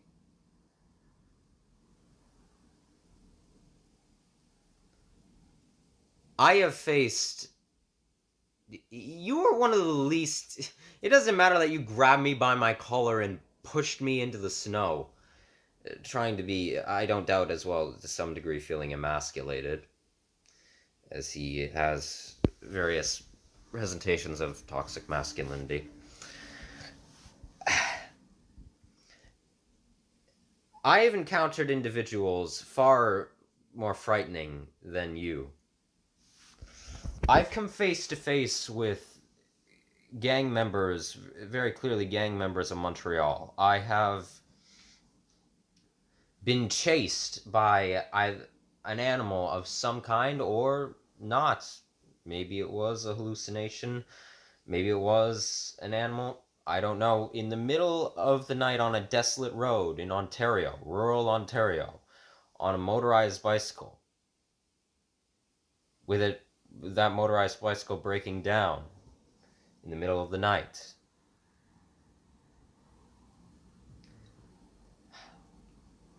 I have walked through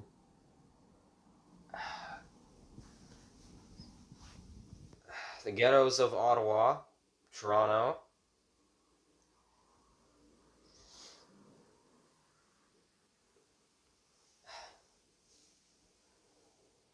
very dangerous portions of Peterborough, in Oshawa, Montreal, Laval, Gatineau,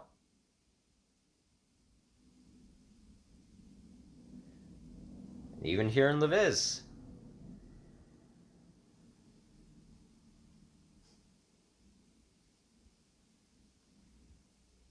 Well, and just to add on to it, everything I've done in my life up until this point,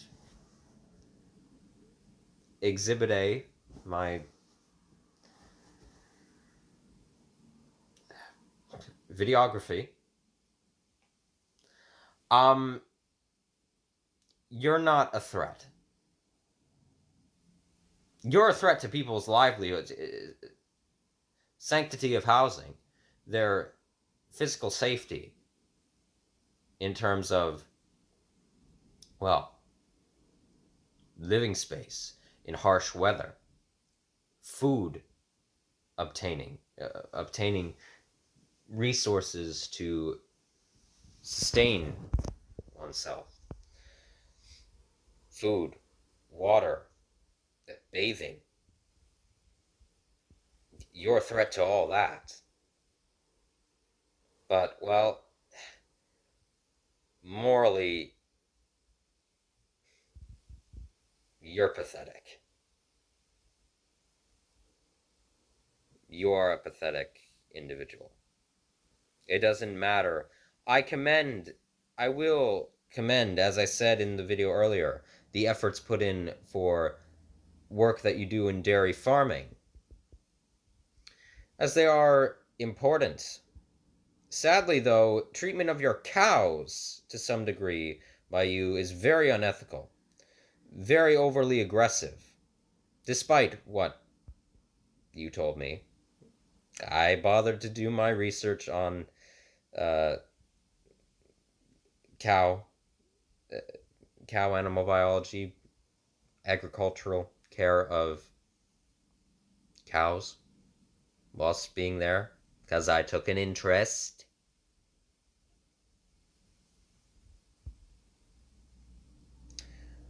Catering to mass manufacturing and time dates for shipping dairy off to the Federation of Dairy Farmers of Quebec.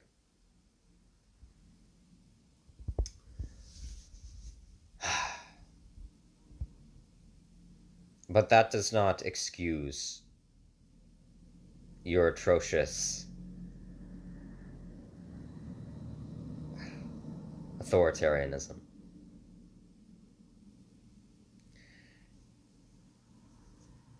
Your family's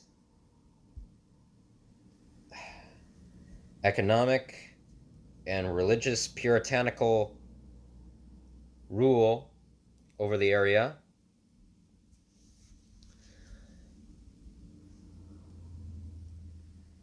well, is very saddening. I have empathy for you. I know why you turned out to be the person that you are. Same with your father.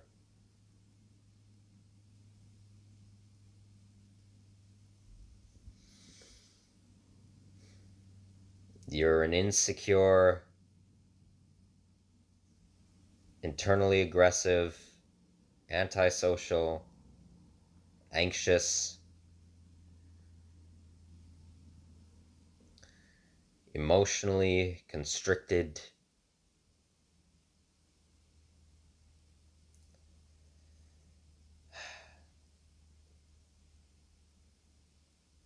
scared weasel of a man.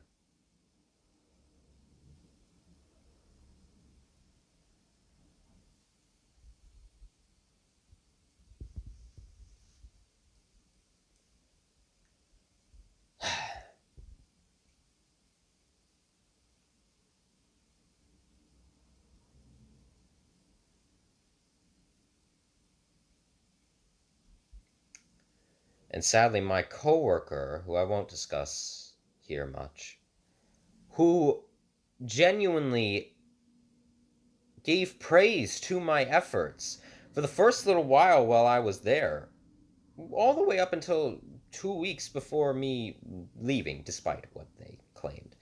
My coworker on the farm, saying that they thought that I genuinely put in the effort, that I cared about, well, trying to live in more sustainable means of, well, survival, that I cared about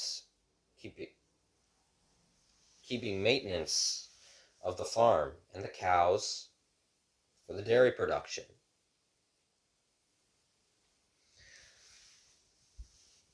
When I first actually was there asking them if that was just their opinion or if that was also Ludger and their partners and his partner's opinion. And they told me, it's my opinion. I think it's theirs as well. Well, they were wrong.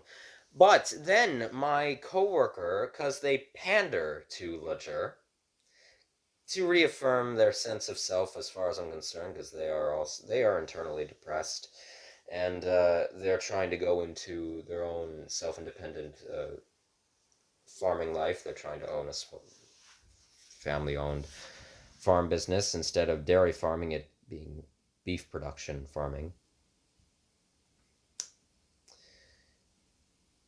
Literally a day before I ended up resigning, telling me that, well, the first month that I was here, you were doing fantastic, then everything else was bad, contrary to what they had told me just so much as a couple of weeks prior. And that the lifestyle's not cut out for everyone. Like, we need people who are efficient and fast, essentially. Going back on everything they had said before. Clearly, just because they see Lutcher as some amount of a shining example of sustainable agricultural work, despite having to conform to provincial interference and megacorporate production of milk distribution from corporate monopolies that me and my coworker even discussed about Hydro-Quebec.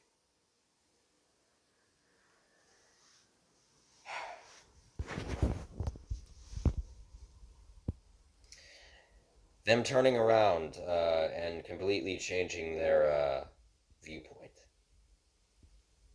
out of the blue.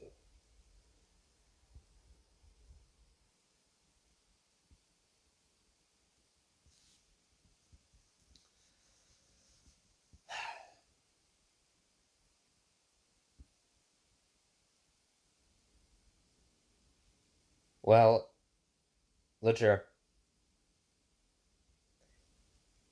you can suffer the consequences that come from this video being online.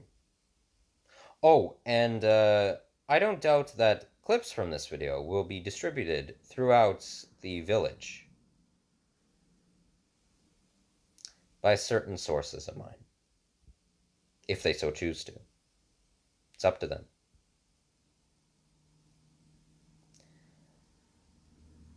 You want to behave like you did on that desolate, dark road, where you could have tried to murder me. And, well, you, as I say, you could have fun hiding the body, but at the very least be able to cover it up for a little while. The disappearance of me. Well, you want to behave like that when you think no one's watching?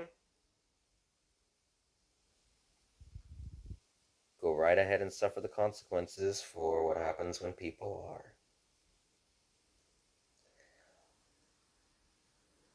I take pity on you. I hope you self-reflect and give up your land, not your farm. The same with your father, as I will have said when I went walking through the village,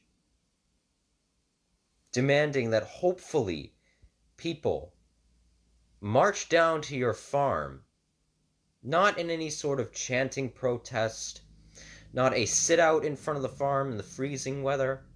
Just simply go there en masse and tell you that they're not going to pay your rent until your father resigns as mayor and both of you give up your leasing spaces.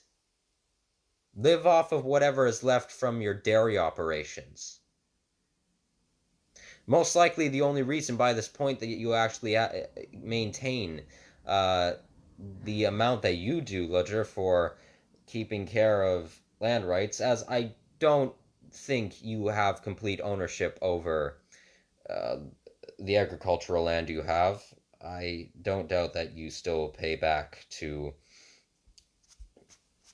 banking companies and real estate corporations for the land rights being passed down generationally for payments. Maybe you own it, maybe you do, and you just try for other, as I said earlier in the video, other hair deals with smaller businesses or moderate corporations for equipment. You use the funding to pay that back from exploiting people's sanctity of living. Well, I hope you self-reflect. I hope you self-reflect, change your ways, mitigate the symptoms of your psychological disorders that cause your moral deplorability. I hope your children are all right. I hope that the trauma that they will endure from seeing your cultural condonement, well, that they're able to escape it. I hope they're able to use their trauma for beneficial morality. I hope your partner, who genuinely had who was more compromising than you were, to some degree even more than my coworker at points. I hope they realize how anxious they are and how pandering they are to a patriarchal abuser, how complicit they are.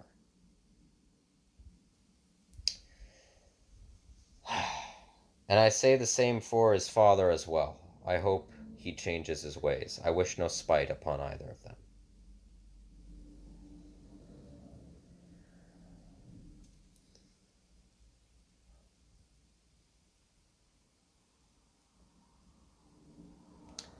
But make no mistake, Richard Talbot, you are a moron. And so, to put, well, given that this will be online soon, for any consequences that you bear from people's reactions because of my choice to expose this, to put it how you put it to me,